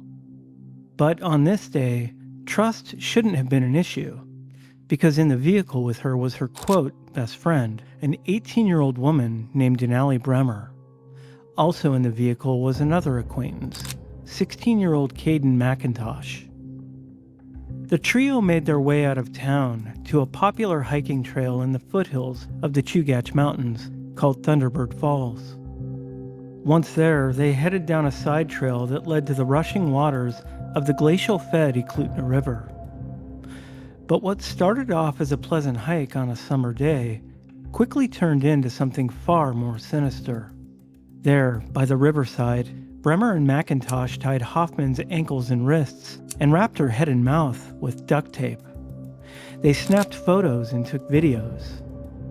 Then, as Hoffman began to panic, McIntosh pulled out a 9mm handgun, stood behind Hoffman, and shot her in the back of the head. Bremer and McIntosh then pushed her lifeless body into the water, hiked back to their car, and drove back to Anchorage. But this begs the question: why would two teenagers, one of whom was supposedly the victim's best friend, engage in such a senseless, violent act? The answer, it turned out, would be almost too strange to believe. After the murder, Bremer and McIntosh headed back to town and drove to Polar Bear Park with Hoffman's belongings and used her phone to send text messages to her family, saying she'd been dropped off at the park. Then, they drove to Lions Park in Mountain View, where they burned Hoffman's purse, some of her clothing, her ID, and the gun they used to shoot her. Later that night, Hoffman's father, Timothy, began to get worried. After all, he never went more than a few hours without hearing from his daughter. They were close. So, after some deliberation, he called the Anchorage police to report his daughter missing.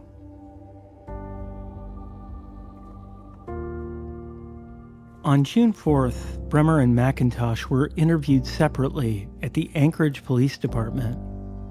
It didn't take long for the teenagers to break. First, McIntosh admitted to killing Hoffman, and he was arrested and charged with first-degree murder.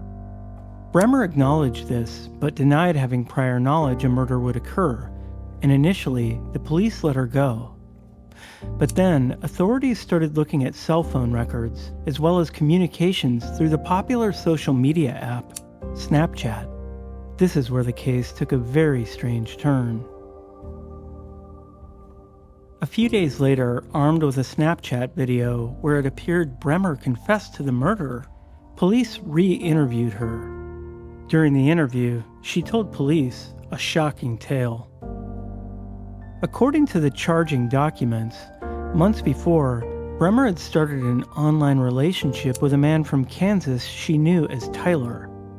Over the weeks, Tyler had convinced her that he was a millionaire and had offered Bremer up to $9 million to murder someone in Alaska and film it. Bremer took the bait, enlisting McIntosh, a 19-year-old named Caleb Leyland, as well as 2 unnamed teenagers. Reportedly, the plan was to split the money. The only issue was that Tyler wasn't a millionaire, and he didn't live in Kansas. In fact, Tyler was really Darren Schillmiller, a 21-year-old man from New Salisbury, Indiana. His ruse is what's known as catfishing, a scam where a person takes information and images, typically from other people, and uses them to create a new identity for themselves. On June 9th, Indiana State Police and federal agents contacted Schillmiller, where he confessed to the catfishing scheme, as well as trying to convince Bremer to film the rape of a 15-year-old. He was arrested and taken to jail.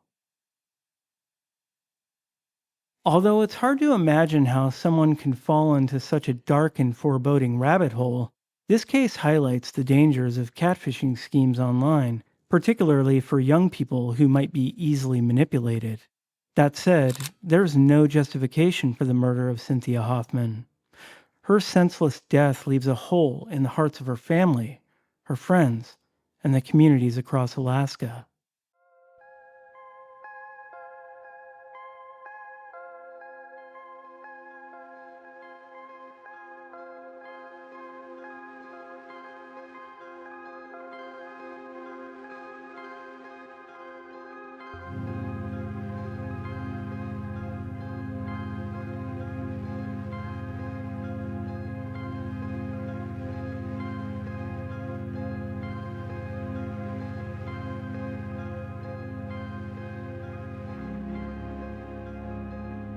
In the untamed wilderness of Alaska, where the immense beauty often masks the darkest realities, the tragic tales we've shared today serve as haunting reminders. The bleak narratives of abduction, a memory card murder, and a catfishing scheme gone fatally awry highlight the contrast between an unforgiving landscape and the kind, resilient people who call this place home. Yet these stories pose questions that linger, casting a long shadow on the land of the midnight sun. What darkness awaits in the untouched corners of this vast frontier? Join us next time as we continue to delve into more mysteries of northern crimes.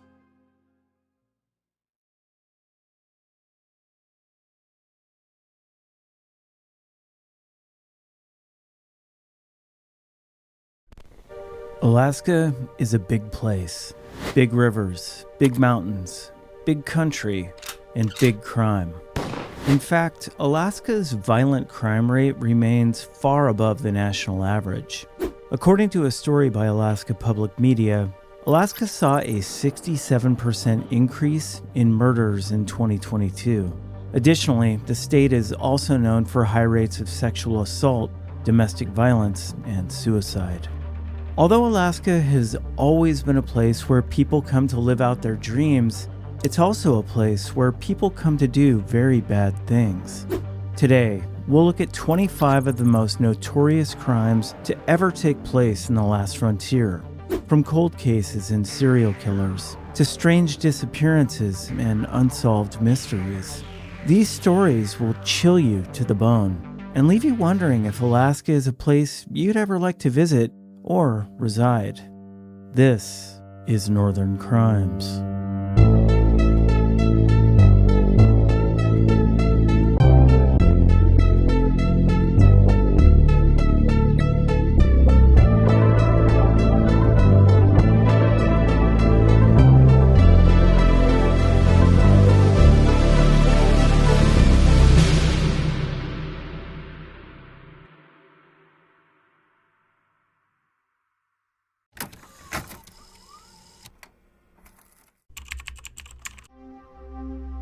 In 1978, 16-year-old Shelley Conley's life was tragically cut short, her body found along the Seward Highway in Alaska. Shelley's case went cold for over 4 decades, leaving her family with unanswered questions and deep grief. But in 2019, a breakthrough came when genetic genealogy linked Donald McQuaid to the crime.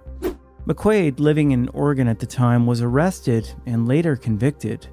The DNA evidence was crucial in solving this long unsolved murder. During the trial, it was revealed that Shelley had suffered severe injuries, and McQuaid was found guilty of first and second-degree murder. Donald McQuaid was sentenced to 50 years in prison, bringing a measure of justice to Shelley's family. Although it took 46 years, the conviction ensures that Shelley's tragic death will never be forgotten. In 1993, the quiet campus of the University of Alaska Fairbanks was shattered by the brutal murder of 20-year-old Sophie Sergi. Sophie was visiting friends when she disappeared. The next day, her body was found in a dormitory bathroom. Despite extensive investigations, the case went cold for nearly 3 decades. Then, in 2018, a breakthrough came with advanced DNA technology identifying Stephen Downs as the suspect. Downs, who'd lived in the dorm at the time, was linked to the crime through genetic genealogy. In 2019, he was arrested in Maine, where he worked as a nurse. Despite his claims of innocence, the evidence was overwhelming. Stephen Downs was sentenced to 75 years in prison for the murder and assault of Sophie Sergi. After 29 years, justice was finally served, providing some closure to Sophie's family and friends.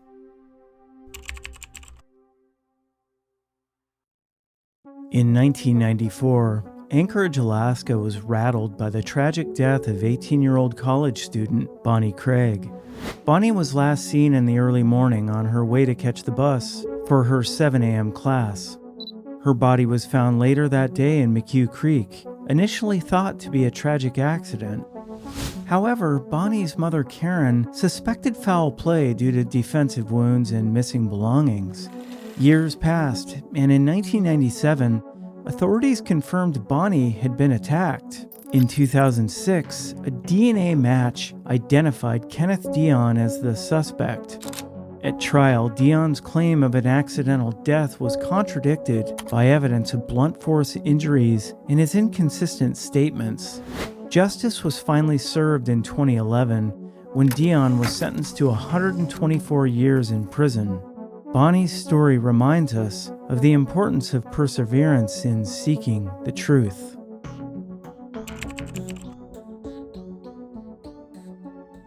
In May 2003, Anchorage, Alaska was shaken by the mysterious disappearance of 21-year-old Bethany Corriera.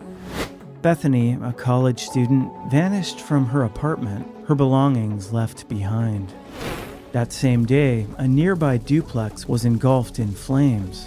While initial investigations found no link, Detective Glenn Klinkert suspected otherwise. Driven by personal tragedy, he pursued the case relentlessly. Bethany's apartment manager, Michael Lawson, became the prime suspect. Cell phone records and eyewitness accounts placed Lawson near the scene.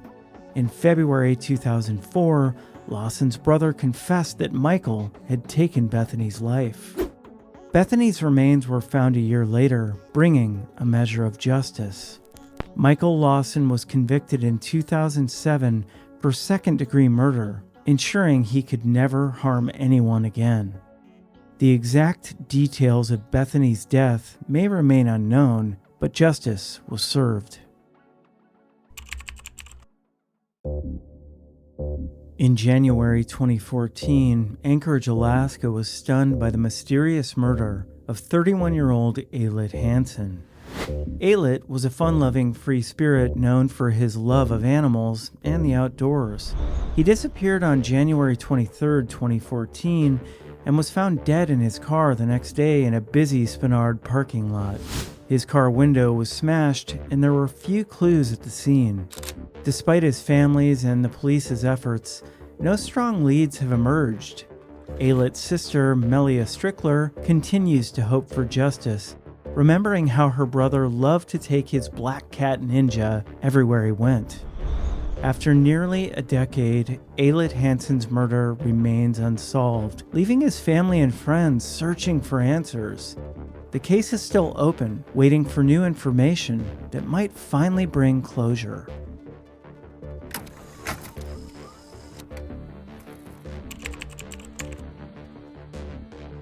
From 1972 to 1983, Anchorage, Alaska was terrorized by a man known as the Butcher Baker, Robert Hansen. Hansen, a local baker and avid hunter, led a double life. He abducted, assaulted, and murdered at least 17 women, often releasing them into the Alaskan wilderness to hunt them down. His heinous crimes went unnoticed until 1983, when 17-year-old Cindy Paulson escaped and provided crucial information to the police. An FBI profile matched Hansen, leading to a search of his home where evidence, including a marked map of burial sites, was found. Hansen eventually confessed to 17 murders in exchange for avoiding the death penalty. Hansen was sentenced to life plus 461 years in prison. He died in 2014, leaving behind a legacy of terror and a reminder of the importance of justice. Between 1979 and 1981, Fairbanks, Alaska was haunted by the brutal murders committed by Thomas Richard Bundy, an Air Force sergeant stationed at Eielson Air Force Base. Bundy's victims included young women and girls, with his spree beginning with 19-year-old Glinda Soderman in 1979 and ending with Lori King in 1981. The murders were characterized by strangulation and gunshot wounds, with bodies often found near the base. Despite early leads and a composite sketch, Bundy evaded capture. In 1983, investigators connected Bundy to the crimes through vehicle descriptions and his history of inappropriate behavior. He confessed to 5 murders but was not immediately arrested due to illegal oversight. Days later, he died in a motorcycle collision, considered a suicide, before he could be formally charged. Though Thomas Richard Bundy's life ended in 1983, his horrific actions left an indelible mark on Fairbanks. The discovery of Doris Oring's remains in 1986 confirmed Bundy's responsibility, bringing some closure to the victims' families. From 2000 to 2007, South Central Alaska was terrorized by the brutal crimes of Joshua Wade. Wade's reign of terror began with the murder of 33-year-old Della Brown in 2000. Despite a trial filled with strong evidence and a weak defense, Wade was acquitted of most charges. His crimes escalated in 2007 when he murdered his neighbor, 52-year-old Mindy Schloss, after robbing her. The use of Slosh's ATM card led to his arrest and eventual conviction. Wade later confessed to additional murders, including 2 Alaska Native men, dating back to 1994. His confessions were part of a plea deal to avoid the death penalty and serve his sentence in a federal prison. Joshua Wade was sentenced to 99 years in prison. While his confessions provided some closure, many believe he may have left behind a longer trail of victims. On June 14, 2024,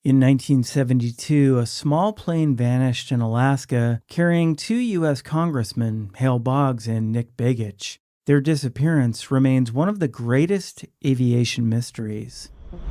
On October 16, 1972, Congressman Hale Boggs and Nick Begich boarded a Cessna 310C in Anchorage, bound for Juneau. The weather was harsh, with forecasts of turbulence and icing. Pilot Don Johns, a seasoned bush pilot, took off despite the challenging conditions. 10 minutes into the flight, Johns radioed his flight plan. It was the last anyone heard from them. A massive search ensued, deploying hundreds of aircraft, including a SR-71 spy plane, but after 39 days, the search was called off. The plane, its passengers, and the pilot were never found. Speculations arose, including theories of a crash due to severe weather or even a bomb.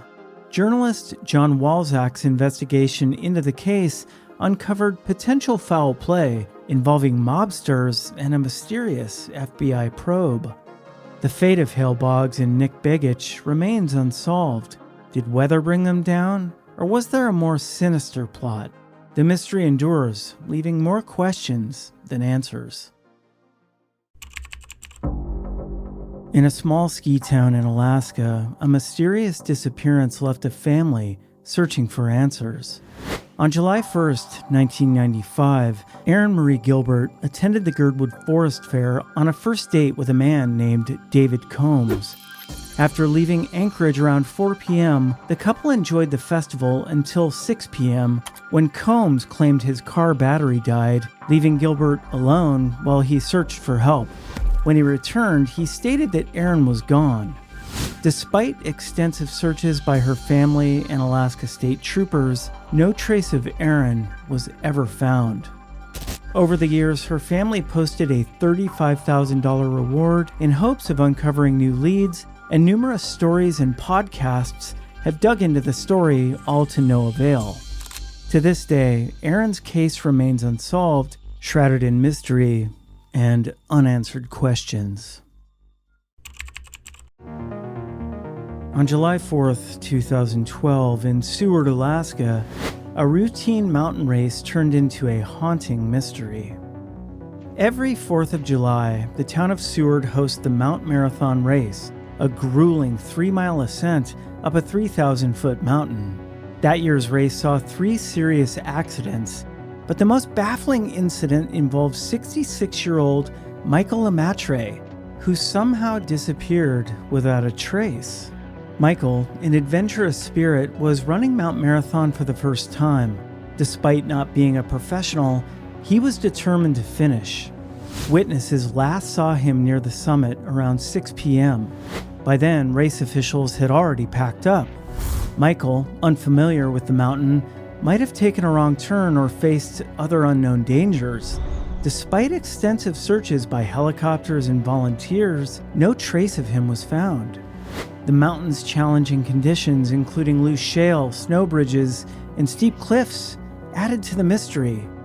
Michael's daughter, Marianne Lemaitre, spent over a month searching, exploring every possibility, even considering bear activity or snow cover. Yet the mountain remains silent. The disappearance of Michael Lemaitre remains one of Mount Marathon's greatest mysteries. Will we ever uncover what happened on that foggy July day?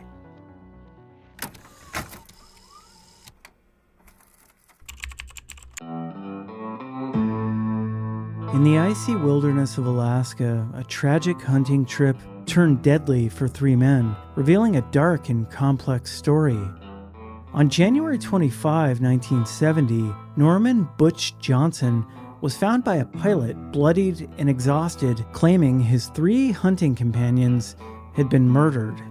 The young man had been gifted a rifle by his father and sent on a caribou hunt with 3 Inupiaq men near Kiana, Alaska. Butch initially blamed a mysterious snowmobiler, but under police interrogation, he confessed to the killings. He described how he fired multiple rounds into the tent, killing Frederick Jackson, Clarence Arnold, and Oscar Henry. His defense argued he suffered a psychotic break triggered by cultural isolation, extreme cold, and the graphic nature of the hunt. Despite his claims of temporary insanity, Butch was found guilty of 3 counts of second-degree murder and sentenced to life in prison.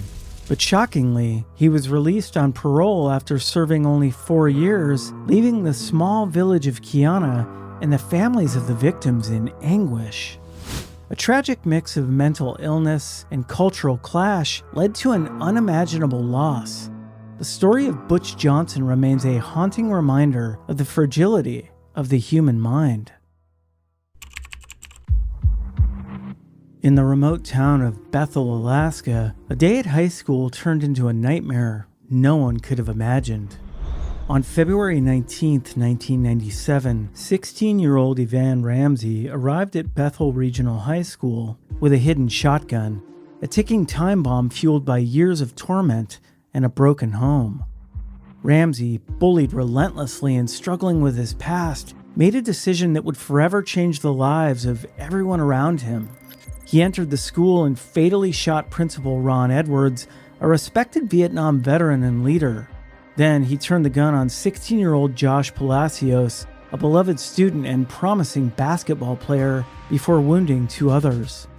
The school descended into chaos as terrified students and teachers fled for their lives. Art teacher Rain Athanas confronted Ramsey, trying to de-escalate the situation, but the damage was already done.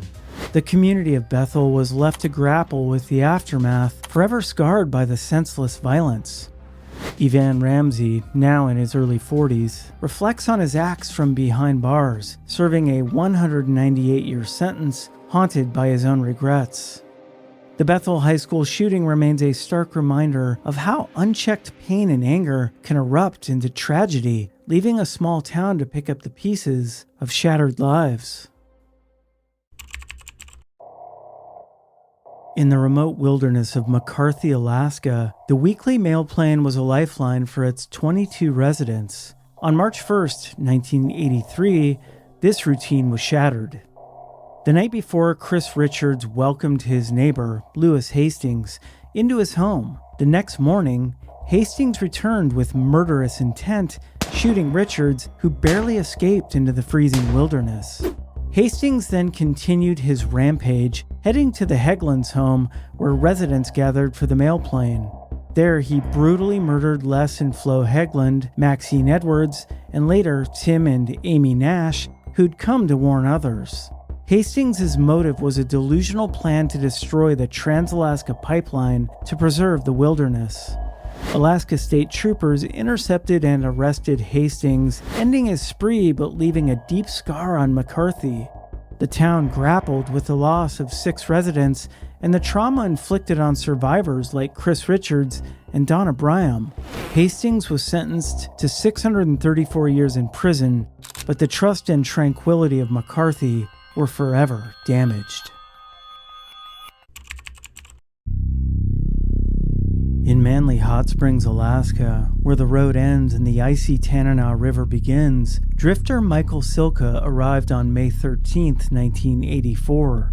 He seemed like just another wanderer, but he was about to unleash terror. Silka, with a troubled past and a history of violence, fled Illinois to avoid arrest. In Fairbanks, Alaska, his behavior grew more erratic, culminating in a neighbor's murder. Silka then fled to Manly Hot Springs. On May 17, 1984, 6 residents visited the boat landing at Manly Hot Springs, but never returned. Concerned relatives alerted the Alaska State Troopers, who discovered blood and drag marks at the landing. They realized Silka, a suspected murderer, was on a killing spree. Troopers located Silka's boat tied to a tree. When confronted, Silka opened fire, killing an Alaska State Trooper before being shot dead himself. The search revealed 4 bodies in the Tanana River, but 3, including a pregnant woman and her young son, were never found. Michael Silka's rampage ended the lives of 7 Manly residents and a trooper, possibly more. The motive behind his violent spree remains a mystery, leaving a scar on the small town of Manly Hot Springs. On September 7, 1982, the town of Craig, Alaska was jolted by smoke rising from the harbor a mile away. The source? A 58-foot fishing vessel named the Investor. As rescue teams arrived, they found the ship engulfed in flames. 8 people, including the ship's owner, Mark Colthurst, his pregnant wife Irene, their 2 children, and 4 young crew members were aboard. By the time the fire was extinguished, the remains of the victims were charred beyond recognition, leading investigators to believe the fire was set to cover up a brutal mass murder. Investigators soon determined that Mark and Irene Colthurst had been shot before the fire started. The other victims were presumed to have met similar fates, but the intense fire destroyed much of the evidence. Eyewitnesses reported seeing a mysterious man operating the Investor's skiff around the time of the murders, but the killer's identity remained elusive. 2 years later, John Kenneth Peel, a former crew member, was arrested and charged with the murders. Despite circumstantial evidence and witness testimonies linking him to the scene, Peel's trials ended in a hung jury and an eventual acquittal due to insufficient evidence. The lack of physical evidence and the destruction caused by the fire hindered the investigation, leaving many questions unanswered. Today, nearly 4 decades later, the Investor murders remain one of Alaska's most infamous unsolved crimes.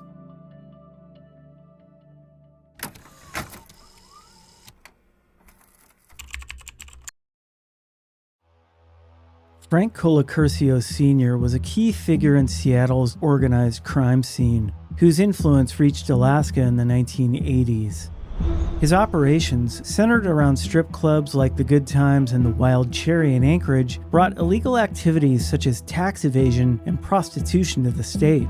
These clubs, notorious for skimming profits and avoiding taxes, funneled millions out of Alaska, depriving the state of significant revenue and entrenching corruption in the local business environment. Alaska law enforcement, overwhelmed by this crime wave, struggled to combat the sophisticated operations orchestrated by Colicurcio and his network. In 1991, Colicurcio, his son, and an associate were convicted of failing to pay taxes on the profits skimmed from their Alaskan clubs. Frank Colicurcio Sr.'s legacy crime in the 1980s left a lasting mark on Alaska, highlighting the challenges of combating multi-state organized crimes and its far-reaching consequences. Filthy Führer, formerly Timothy Lobdell, led the 1488s, a neo-Nazi prison gang notorious for its violent and racist ideology. Recently convicted of murder, kidnapping, and racketeering, Führer operated from Alaska's maximum security Spring Creek Correctional Center, orchestrating crimes both inside and outside prison walls. The gang, identified by swastika tattoos and the number 1488, engaged in drug sales, firearms trafficking, and brutal assaults. In 2017, Führer ordered the torture and murder of gang member Michael Staton to enforce discipline. Staton's gang tattoo was cut off with a hot knife before he was shot and his body burned. The federal trial revealed the gang's violent nature and extensive reach.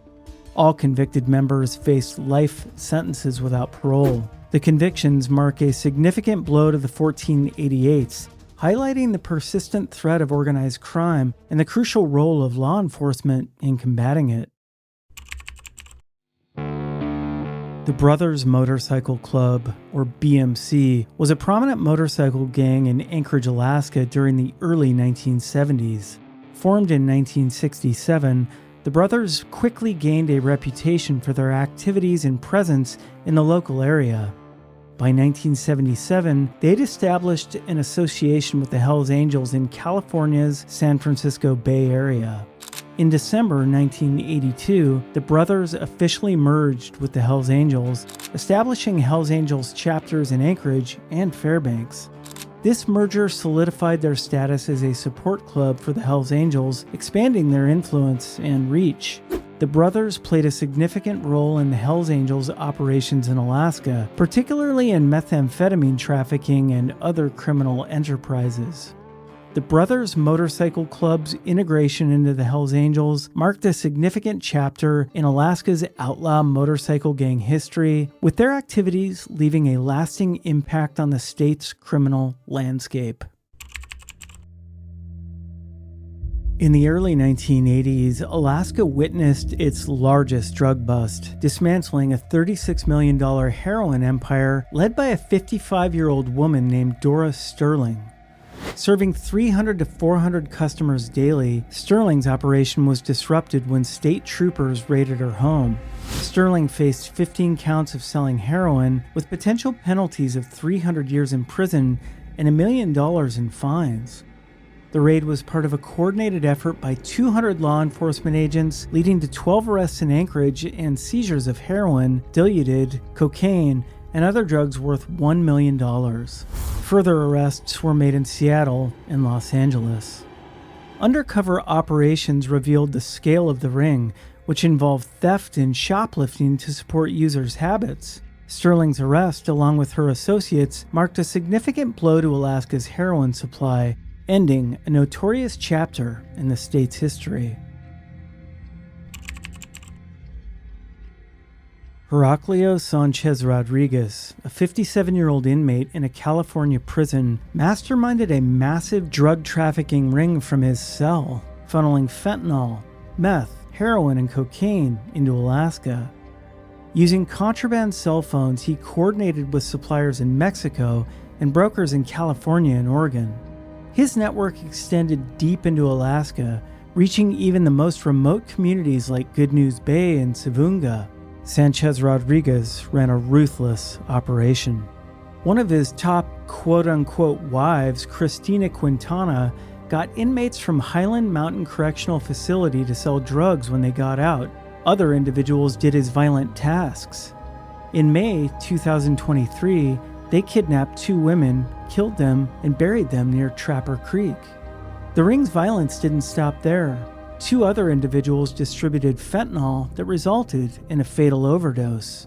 Over 2 years, a multi-agency investigation uncovered extensive drug trafficking and money laundering, leading to the indictment of 54 individuals. The crackdown disrupted a major criminal enterprise, but the scars of the fentanyl killings and the flood of drugs will linger in Alaskan communities for years. Alaska has a vast and disturbing criminal history, ranging from unresolved murders to serial killers, significant drug busts, and violent gang actions. These stories of tragedy, mystery, and justice reveal Alaska's darker side. Yet, as we reflect on these crimes, we also see the resilience of Alaskans who continue to overcome challenges and move forward. Yet the tales of the past serve as a reminder that while Alaska's beauty is boundless, so too are its dark stories.